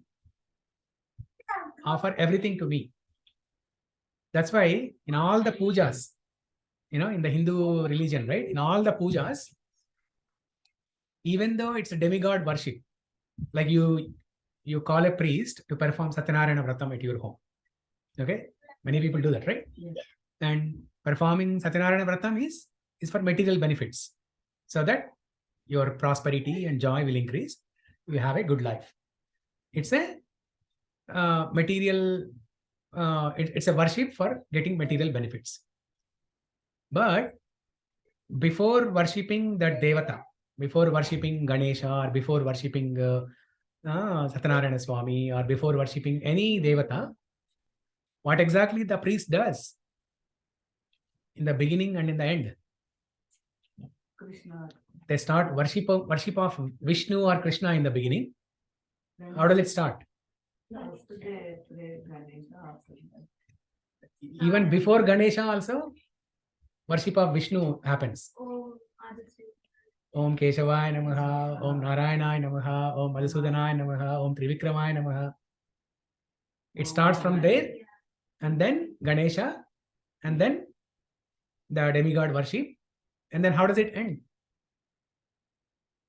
Offering the prasadam to God. Which God? If we are performing puja for Satyanarayana Swami, we will offer to After that, that's not the end. There is something after that. They say Krishna. Huh? Come on, you all have performed so many pujas. You should know. Sarvam Bhagavad there is Krishna. Okay, so let's say Sai Baba Arati. Achyutam Keshavam Krishna Damodaram Sridharam Madhavam Gopika Tabam Janakam. Yeah. Hare Krishna, Krishna Krishna, Hare Hare. Similar thing is there in all pujas. Okay. Now you stand there and 20 minutes you recite Sai Baba Arati. In the end, you say everything offered to Krishna.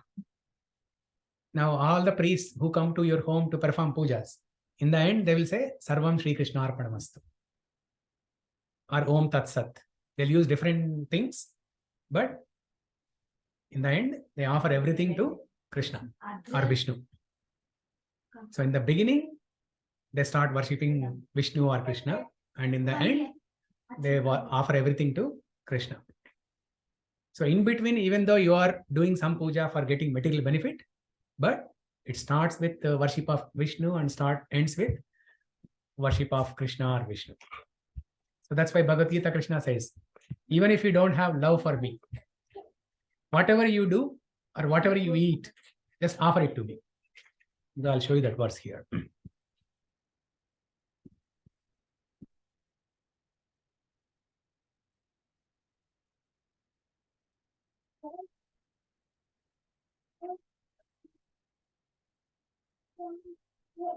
So chapter 9, verse 27. Yat karoshi yadashnasi yad juhosi dadasi yat tapasyasi kaunteya tat kurushva madarpanam. Okay, Mangesh, can you read the translation? Whatever you do, whatever you eat. Okay, 1 second. Am I sharing? Oh, I'm not sharing. Okay.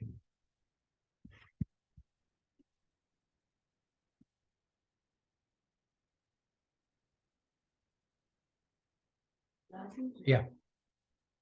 Go ahead. Yeah.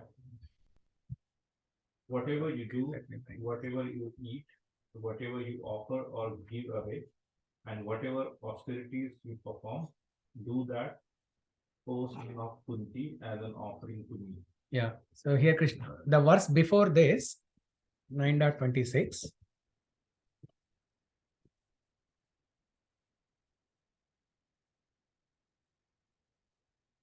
So Patram, this is also another famous verse, okay? 9.26, chapter 9, verse 26. Patram pushpam phalam toyam yome bhaktya prayachati tadaham bhaktyupakritam ashnami prayatatmanah. Now, Monica, can you read this translation? If one offers me with love and devotion, a leaf, a flower, a fruit, or water, I will accept. So here Krishna is saying, if somebody offers with love and devotion, then I will accept it.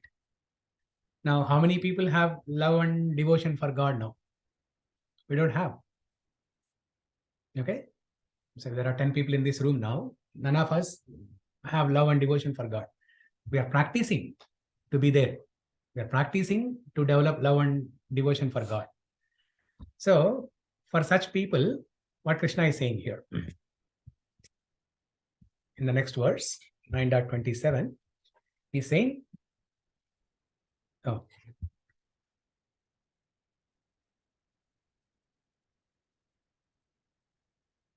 he's saying, if you are not able to do with love and devotion, then at least whatever you do, whatever you eat, just offer to me as a formality. This is what keeping God in the center. Okay, we don't have to abandon everything. We don't have to give up anything. So we can remain in the same position, same occupation, whatever we are doing, we can continue doing, but you keep God in the center.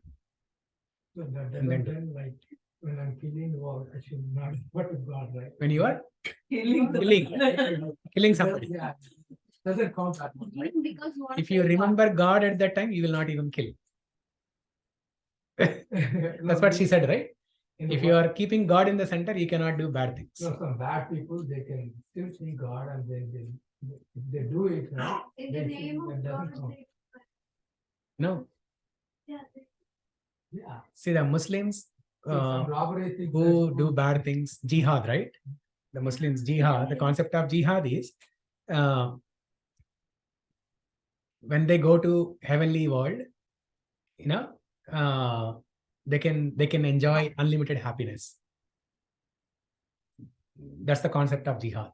It is not developing love for God. There is no Shastra, no Qurana, no Quran, no Bible, no Shastra is teaching. If you kill somebody, you will develop love for God or you will go to God. No Shastra teaches like that. Yeah. So the concept of jihad is man-made, where it says that if they kill people, they go to heavenly world and Jannat. Yeah. but Yeah, he no does Shastra say describes. whatever you eat, offer to me. So instead of Whatever you do, yeah, instead of like killing something in the name of God, Yeah. whatever you do, don't give name to that. God name to whatever you're doing. Yeah. Yeah, you're doing it for your personal. Now, if you understand, if you read Prabhupada's purport here, he gives more details and clarifies all these doubts. Now, this is for Sudhakar. Nowadays, people are very much inclined to meditational process, which is not practical in this age. But if anyone is meditating on Krishna 24 hours a day by chanting Hare Krishna Mahamantra around his beats, he is surely the greatest meditator and the greatest yogi. See, the meditation and either the chanting is a single focus, right? Like single focus, one thing. We have to, instead of focusing on many things, we Mhm. focus on one thing. Yeah. So I think chanting, meditation, both are equal actually. It's equal to yogi. The process is similar, but not equal. Because the destination is different. Mhm. The destination of these two processes is different. Yeah. The process is similar. Mhm. So when you meditate, what do you meditate upon? Yeah, you meditate on self, right? On yourself. Yeah. So what happens when you meditate upon you? I think there is a lot of conditions involved. So you need to be silent and all those things. But this mantra, you can do No, at a high level, what's the goal? What's the end goal? Let's say you meditate upon you, or you meditate on nothing, right? Most of meditations is to keep your mind calm, blank, Focus on focus on one thing, focus on breathing, all these things. So what's the end goal? The Bhagavad says, right? When one who knows causes of all me, then that is called realization. Right? That's what I want to do in meditation. That's what I want to achieve. Okay. So now, like, so it's reality is divided into many, right? Like, So you want to achieve that, but you're meditating upon you. the self is same, right? No, Because self is not same. we are made image of God, right? So, We are made in the image of God, but God created everything. Krishna said, Aham sarvasya prabho. Everything emanates from me. Now, can we say that? Aham sarvasya prabho. Can we say everything emanates from me? At least in this house. Can we say everything in this house emanates from me?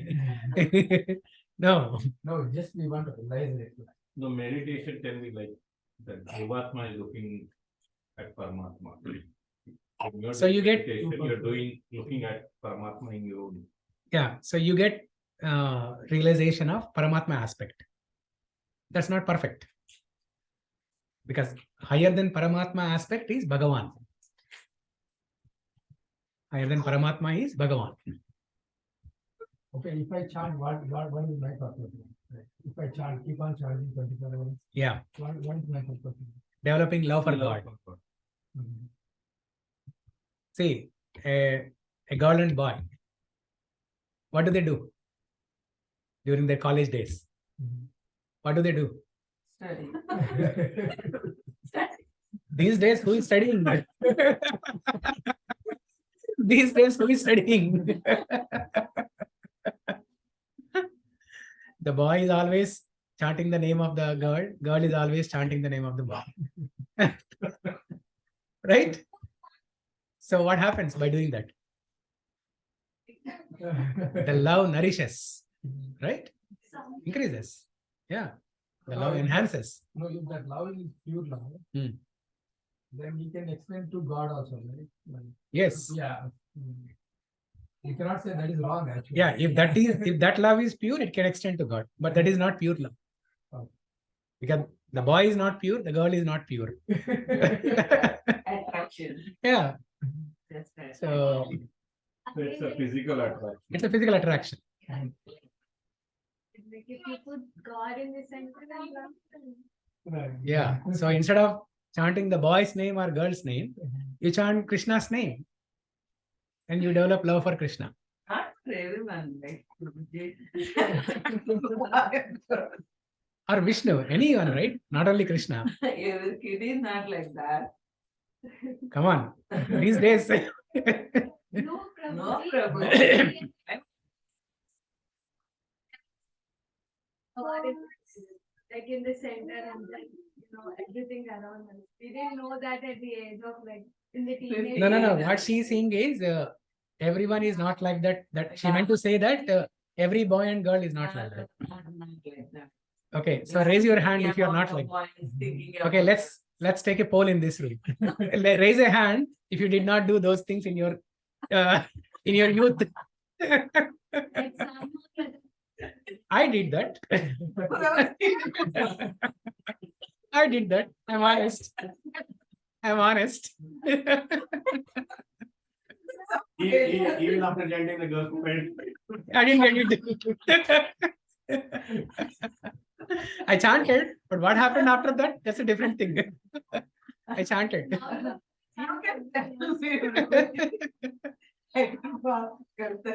Instead of this Radha Rani, I chanted another Radha.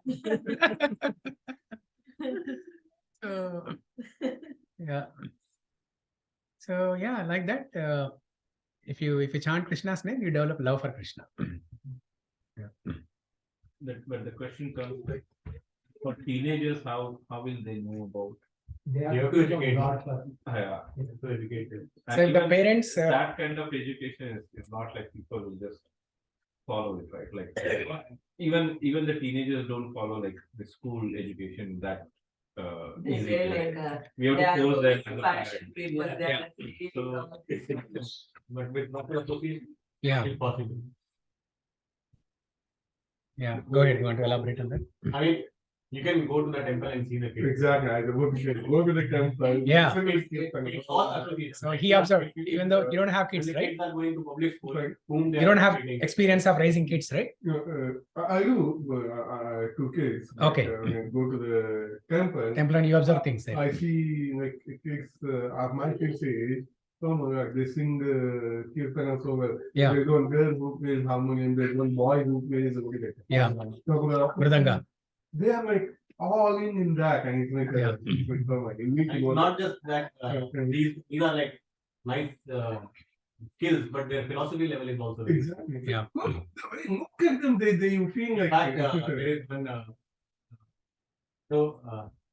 on YouTube you'll find many videos of, how I came to Krishna consciousness. Yeah. One of the person I heard, he got so impressed, he went to Mayapur. And then, in Mayapur, they have that's the headquarters of ISKCON. They have a very huge campus with a temple, and then there is a Gurukul. So in that Gurukul, there are kids who are studying there from very beginning, from 3 years, 4 years of age. Right? And they are taught kind of philosophy and all, some mathematical science and all. So he asked one of the kids that, are you not afraid of being studying only in this Gurukul? How will you be competent in the world, and how will you manage your livelihood? So his answer was, he was a small kid, his answer was that Krishna is maintaining even animals who don't have any education. I have some education, so I am not worried about it. Yeah. Yeah. So that inspired him so much that he took bhakti very seriously. Yeah. They have very high philosophy. Yeah. So the parents, But he has to survive food, right? Like, So he is confident. Lord will maintain him, yeah. and he's getting some education. That is sufficient for him to earn his livelihood. yeah, very No, we have many examples. Even today's age, in ISKCON, we have many examples where It's like not every kid is not like that. Huh? They are chanting about a boy or girl. no, that everyone does. Praying to God also. Even when they are in Krishna consciousness, even when they are chanting God's name, in youth, everyone does that. Okay, let's accept that. It's a fact of life. very rare people are rare, right? Very rare people. Yeah. Very rare people. Yeah, if you have that kind of child in your home, you are lucky. So, what I was saying, I forgot the context. The mantra was meditation. Yeah. No, just now I was about to say something and I forgot. We have many examples in even ISKCON where big literates, people from IIT, or people who have done MBBS, they have given up their jobs and they have given up their profession, and then they have taken this path as a complete full-time path. Brahmacharis, sannyasis, they are all very highly educated people. IITs, we have many IITs who gave up their IIT and who gave up their jobs and started becoming monks. Why? Because they appreciate the value, they know the value of this process. At the same time, the process is, or the teaching is not everyone to do like that, right? Everyone cannot give up everything and then become a monk tomorrow. If everyone is becoming monk, who will listen? There has to be people to listen to monks, right? So, If everybody go to forest, there is no forest also, right? yeah. Yeah, the forest will start becoming like a city. That's how Madhapur and Kondapur, that's how they were forests. They all became now big cities now, right? And to be honest, literally just like forest only, Madhapur, Kondapur. Yeah. So, yeah, so I think that's about it. Before we wrap up, any questions, comments, or anything?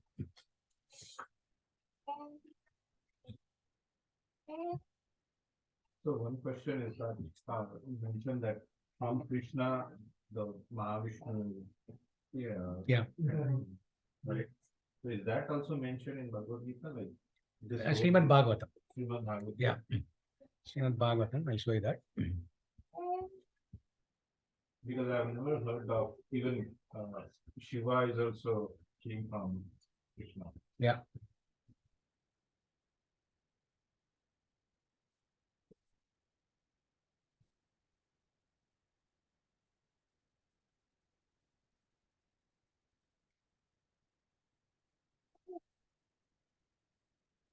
So here it says, so this is Srimad Bhagavatam.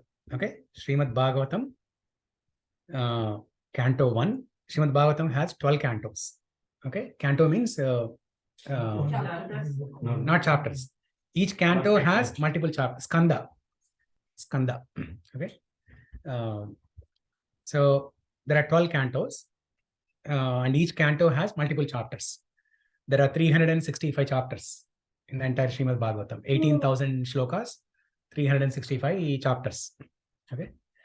For example, Canto 1, Chapter 3 has many shlokas, and the 5th shloka from this chapter, it says, this form, the second manifestation of the Purusha, is the source and indestructible seed of multifarious incarnations within the universe.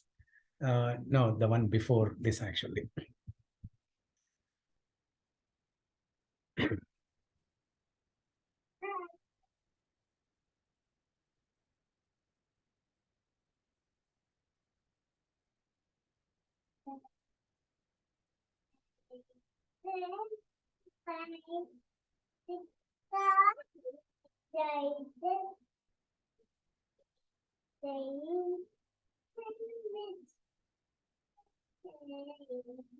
Okay, let's go to the purport. Okay, so here the Purusha, after creating innumerable universes in the Mahat Tattva. So we discussed how the innumerable universes are created. Okay, so Mahavishnu is lying down in the causal ocean and then breathing. Simply by his breathing, with his exhalation, universes are created, and with his inhalation, they are destructed, annihilated. So the Purusha, that means Mahavishnu here, after creating the innumerable universes in the Mahat Tattva, entered in each of them as the second Purusha, that is Garbhodakshai Vishnu. When he saw that within the universe there was only darkness and space without resting place, he filled half of the universe with water from his own perspiration and laid himself down in the same water. This water is called Garbhodaka. And then Brahma, from his navel, a lotus stem appeared, and from the lotus appeared Brahma. Then from his navel, the stem of the lotus flower sprouted, and on the flower petals, the birth of Brahma, or the master engineer of universal plan, took place. Brahma became the engineer of the universe, and the Lord himself took charge of the maintenance of the universe as Vishnu.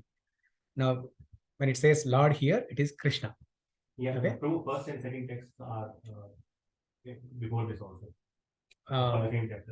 Oh, 1 and 2, verse 1 and 2. Verse and 1 1 and 2. Okay. Actually, let me open the translation. Yeah.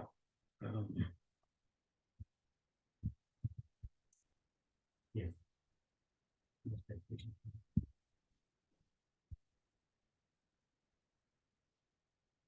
So chapter title itself is Krishna is the source of all incarnations.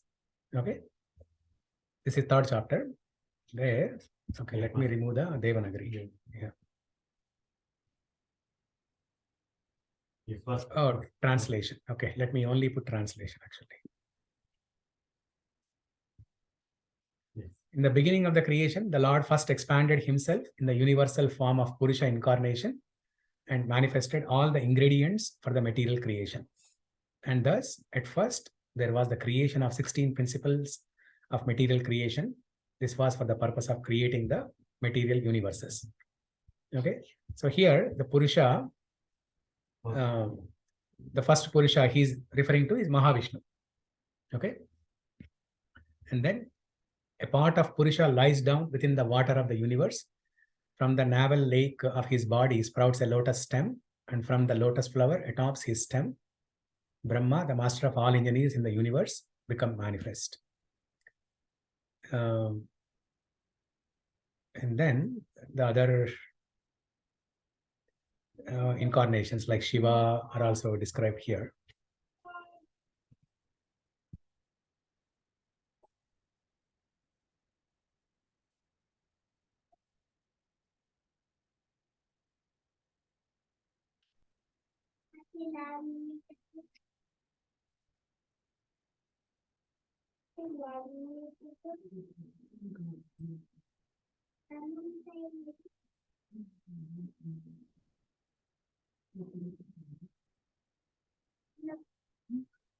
Purport. If I open the purports, then I can see Shiva, right?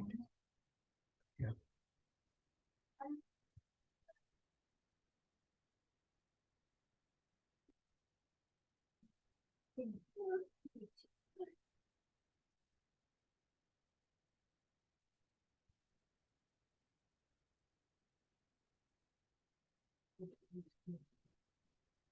So here we saw how Brahma is created. Yeah. Now then, let's go to the section where Shiva is mentioned.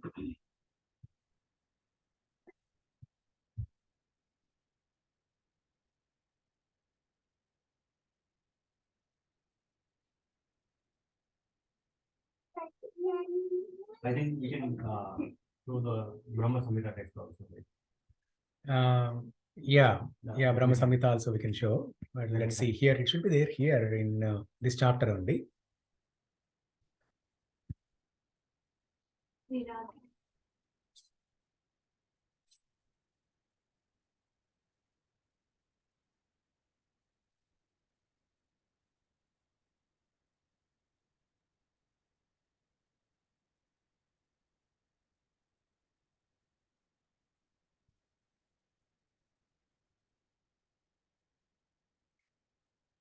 Yeah.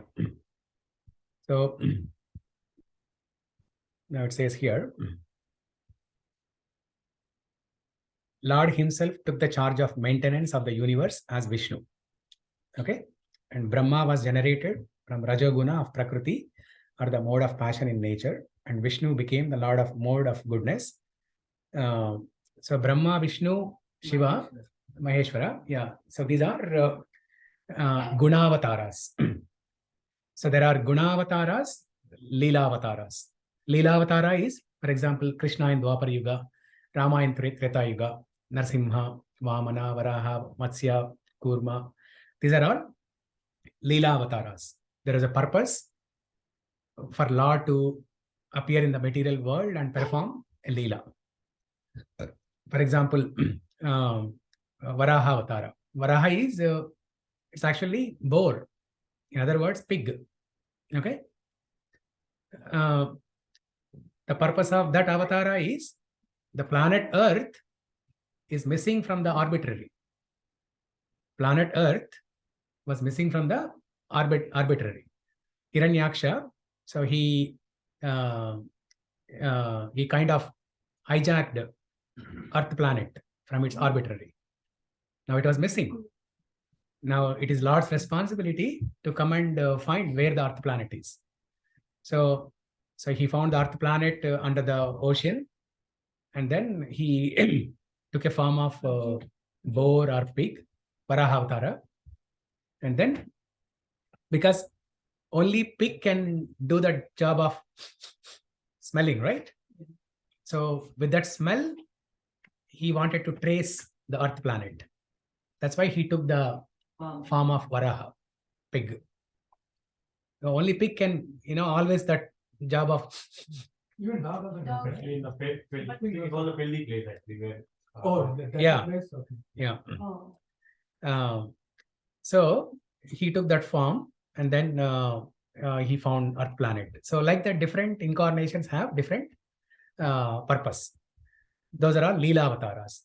But these three, Brahma, Vishnu, Maheshwara, or Brahma, Vishnu, Shiva, these are Gunavataras. So Lord Brahma is in the mode of passion. Lord Vishnu is in the mode of goodness. To maintain something, you need mode of goodness. Like a mother and father, right? You know, to maintain the child, they need to have mode of goodness. Only then they can inculcate good values in the child. Now, Shiva in the mode of ignorance. The three gunas, Sattva, Rajas, and Tamas, the three gunas lead to these three forms or avatars, Brahma, Vishnu, Shiva.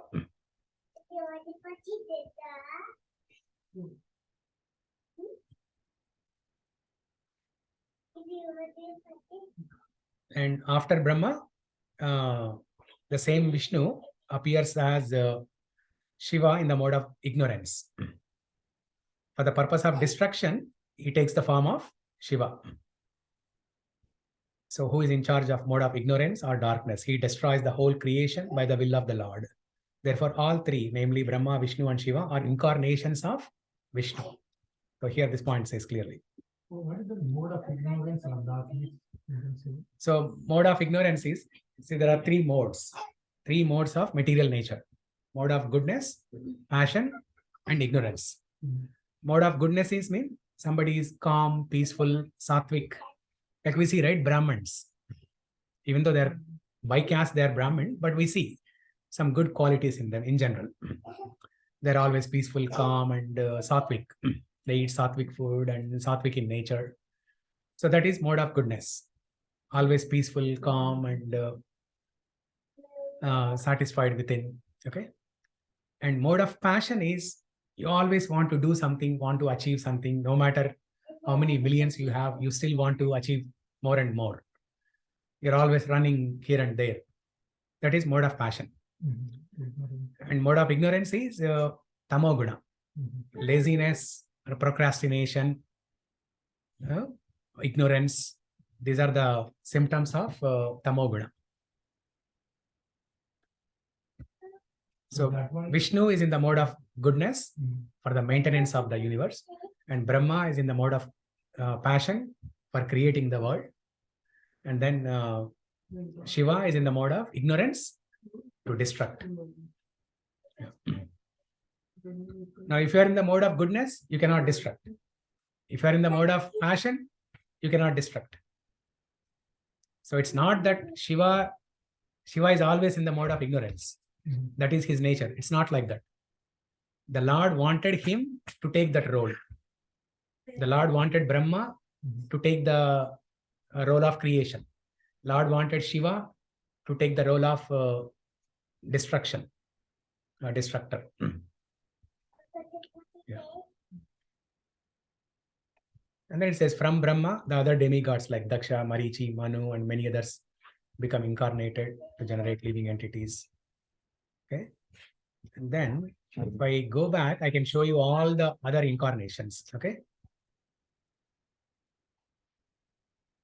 Now, what was this verse here?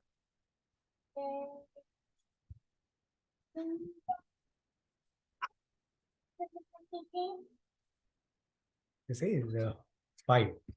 Yeah, 1.3.5. Yeah. Okay. So this is where it is mentioned. Brahma, Vishnu, Shiva, they all come from Mahavishnu, who comes from Krishna. Yeah. Okay. Now let me open third chapter full and show all the different incarnations. Okay, let me go here.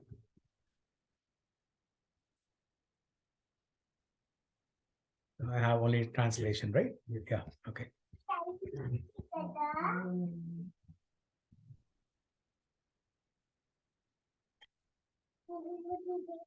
See here, starting from here.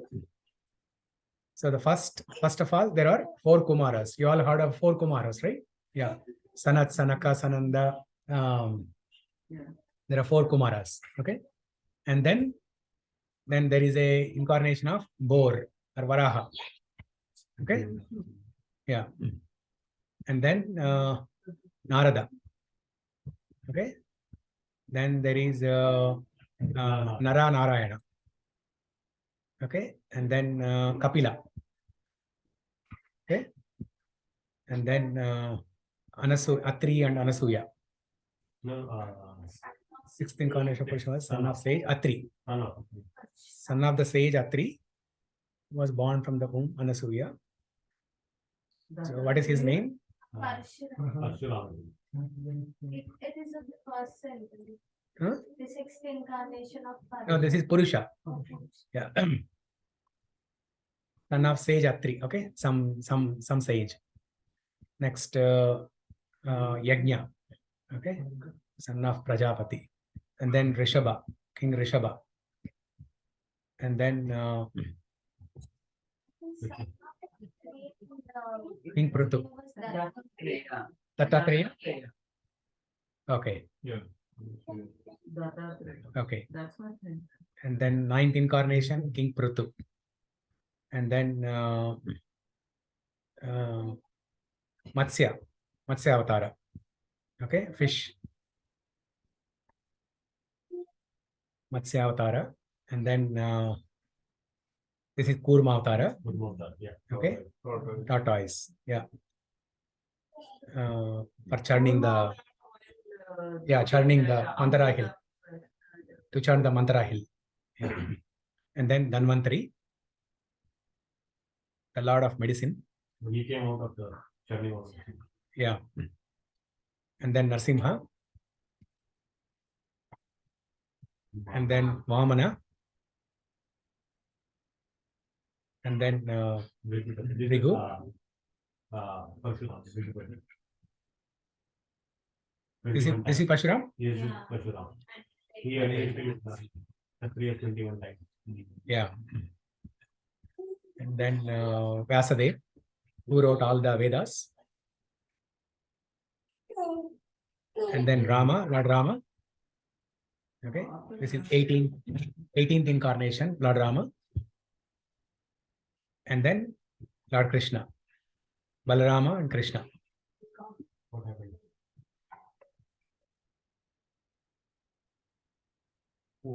Did he just got charged out? No. Laptop? No. Laptop is there. Okay. So anyways, I'll just quickly read. So Balarama and Krishna, and then Buddha. Okay. And then Kalki.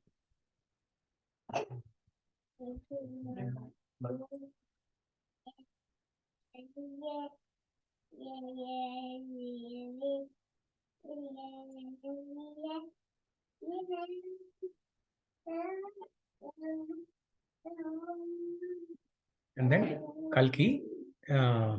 And then in the end, in this verse. Huh? Something went wrong with the plan. Oh, with this one? Yeah. Okay.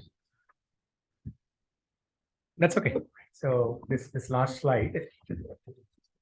So in this shloka, 1.3.28, okay? Srimad Bhagavatam, Canto 1, Chapter 3, Verse 28, where Krishna says, no, Vasudeva, okay? Vasudeva wrote this Bhagavatam. Ete chamsa kalau pumsa Krishnastu Bhagavan Swayam. This is where he says, Vasudeva is declaring, Krishna is Swayam Bhagavan. He is the original supreme personality of Godhead. All the above other incarnations, before 28 shloka, in the past 27 shlokas, different incarnations are given. Vamana, Narsimha, Matsya, Kurma, all those things. Rama, Krishna, all those things. And then in the end, Vasudeva is saying, all these incarnations come from Krishna. Krishna is that original supreme personality.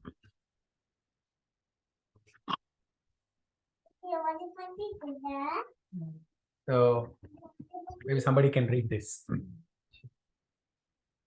Can read out loud. Yeah. All of the above mentioned incarnations are either plenary portions or portions of plenary portions of the Lord. But Lord Sri Krishna is the original personality of Godhead. All of them appear on planets whenever there is a disturbance created by the atheists. The Lord incarnates to protect the thesis. Okay. So wrap up here.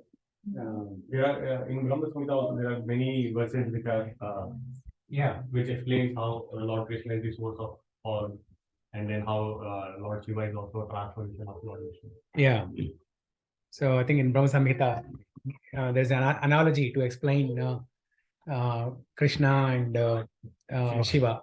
You know, it's like milk transformed to yogurt. Can we say that 45? Yeah. Now go ahead and read. Yeah. It says, just as milk is transformed into curd by the action of acids, but yet the effect curd is neither the same nor different from its cause, that is milk. So I adore the primeval Lord Govinda, whom the state of Shambhu is a transformation for the performance of the work of destruction. So this is Lord Brahma's prayers to Krishna, and in these prayers he is just mentioning this one. So it means the analogy is that like milk is transformed into curd by adding acids and all. So you can say that curd's source is milk, but not the other way around. So similarly, Lord Shambhu is a transformation of Lord Vishnu, but not the other way around. And also, it cannot be reversed. Curd can always come from milk, but milk cannot come from curd. So that's the analogy. And at the same time, can we say that curd is different from milk? No. Similarly, Lord Shiva is non-different from Supreme. But at the same time, he is different also. Yeah. So his position is different. The subject is more complicated. Yeah. So he is more than Brahma. His position is much higher than Brahma. Because even when the destruction happens, Brahma is destructed, but Shiva is not destructed. He is not annihilated. So he is almost same as Krishna. Krishna has the 64 qualities, right? There are 64 qualities. Okay. Krishna possesses all the 64 qualities 100% in full. Whereas Shiva, Lord Shiva, possesses 93%. 93% of those qualities. For example, playing the flute, Lord Shiva doesn't have that. Even other incarnations, even in Ramavatara, playing the flute, he does not do that. So like that, all 64 qualities are possessed only by Krishna in his Shamasundara form, two-handed Shamasundara form. Other incarnations, depending on the purpose of their appearance, they possess some qualities. So Lord Shiva is 93%, same as Supreme. So just like how the yogurt, it's different, but you cannot at the same time say it's completely different. It's coming from milk. So when the milk comes in contact with acids, it becomes yogurt. Same thing when the Supreme, that Vishnu Tattva comes in contact with the mode of ignorance, that becomes Shiva. If you go to Shiva Loka, if you pray to Shiva. If you pray to Shiva, there is Shiva has a Sadashiva Loka, Sadashiva Loka in the spiritual world, and Kailas in the material world. If somebody worships Shiva without asking for developing love for Krishna, they go to Sadashiva Loka. Yeah. Like if anyone goes to Goloka, they won't come back to this material world, right? That way, same way, if they go to Sadashiva Loka, they won't come back, right? Yeah, Sadashiva Loka, Ayodhya Loka, Vaikuntha. If somebody is in the mood of Narayana, opulent, Narayana means what? Opulent worship, right? Lakshmi and Narayana, you see opulent worship. Whenever that puja happens, right? Whenever they do Balaji Kalyanam, you see opulent worship. So if somebody is in that mood, then they go to Vaikuntha Loka. If somebody is in the mood of worshipping Ram, they go to Ayodhya Loka. Like that. Yeah. Huh? Ayodhya, like spiritual Ayodhya is called Saket now. Saket now, yeah. There are 7 types of liberation, right?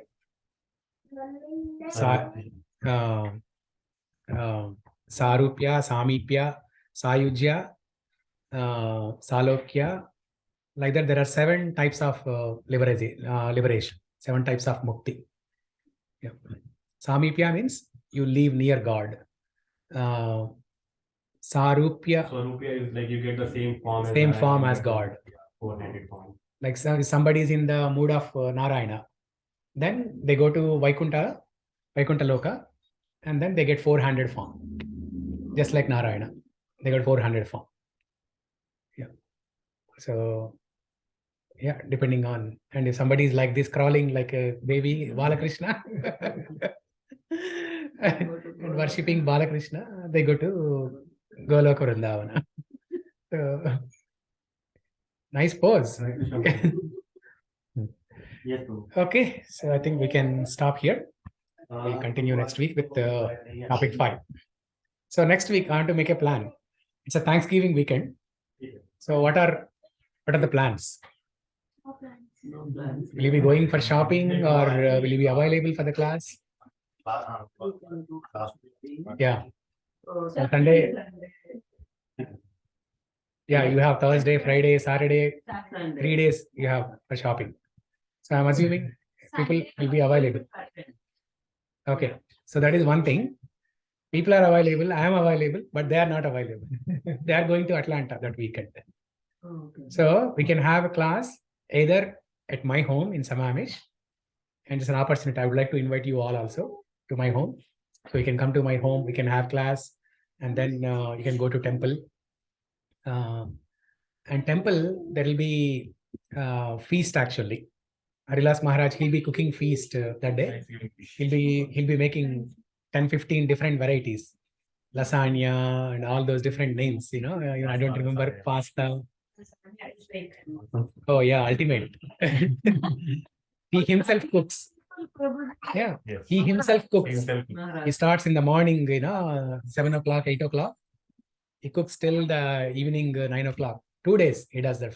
Friday, right? Feast or Thursday? I think Thursday. Thursday he cooks, and then Sunday he repeats that. So he can come to my home, but the class will be in the morning, right? The feast happens in the evening. So you can come home to the class, and then we'll have lunch at my home. You can go to the temple for darshan. If you want to stay back till the evening, you can stay. Otherwise, you can come back, whatever is practical. That is one option. If you think, all of you cannot come to Sammamish, then we can have. We come anyway, holidays, right? Yeah. Instead of 11, you can put it like 12 or 1 o'clock. Then we can. Yeah, timing is flexible. Yeah, we can do 12 o'clock. Yeah. 1 o'clock. Yeah, I think also I You want to have from 1 o'clock? Yeah. So let's do that then. So 12 o'clock is Aarti in the temple. Okay. Oh, 12 o'clock. Yeah. Aarti, afternoon Aarti. So you all come to the Aarti, 12 to 12:30 Aarti. And then my home is right opposite the temple. Then you can come home. We'll eat lunch first, and then we can start the class. 1 to 3 or 2 to 4, like that. But Prabhuji, you will have class, right? Again. 5 o'clock. That's in the evening, 5 o'clock. His travel time will be saved, no? Yeah. I don't have to travel, and so I can finish it by 4 o'clock, and then in between I can have half an hour break. Yeah. So let's do that then. I will not be available. You'll not be available? You're traveling, or? Yeah. Huh? Yeah. Okay. Yeah. You can join online. You can join online, or you Yeah. skip. You can join. Watch the recording later. Yeah. Okay, that reminds I need to stop the recording so that. Okay, thank you, Mahi, for staying with us so long on the call.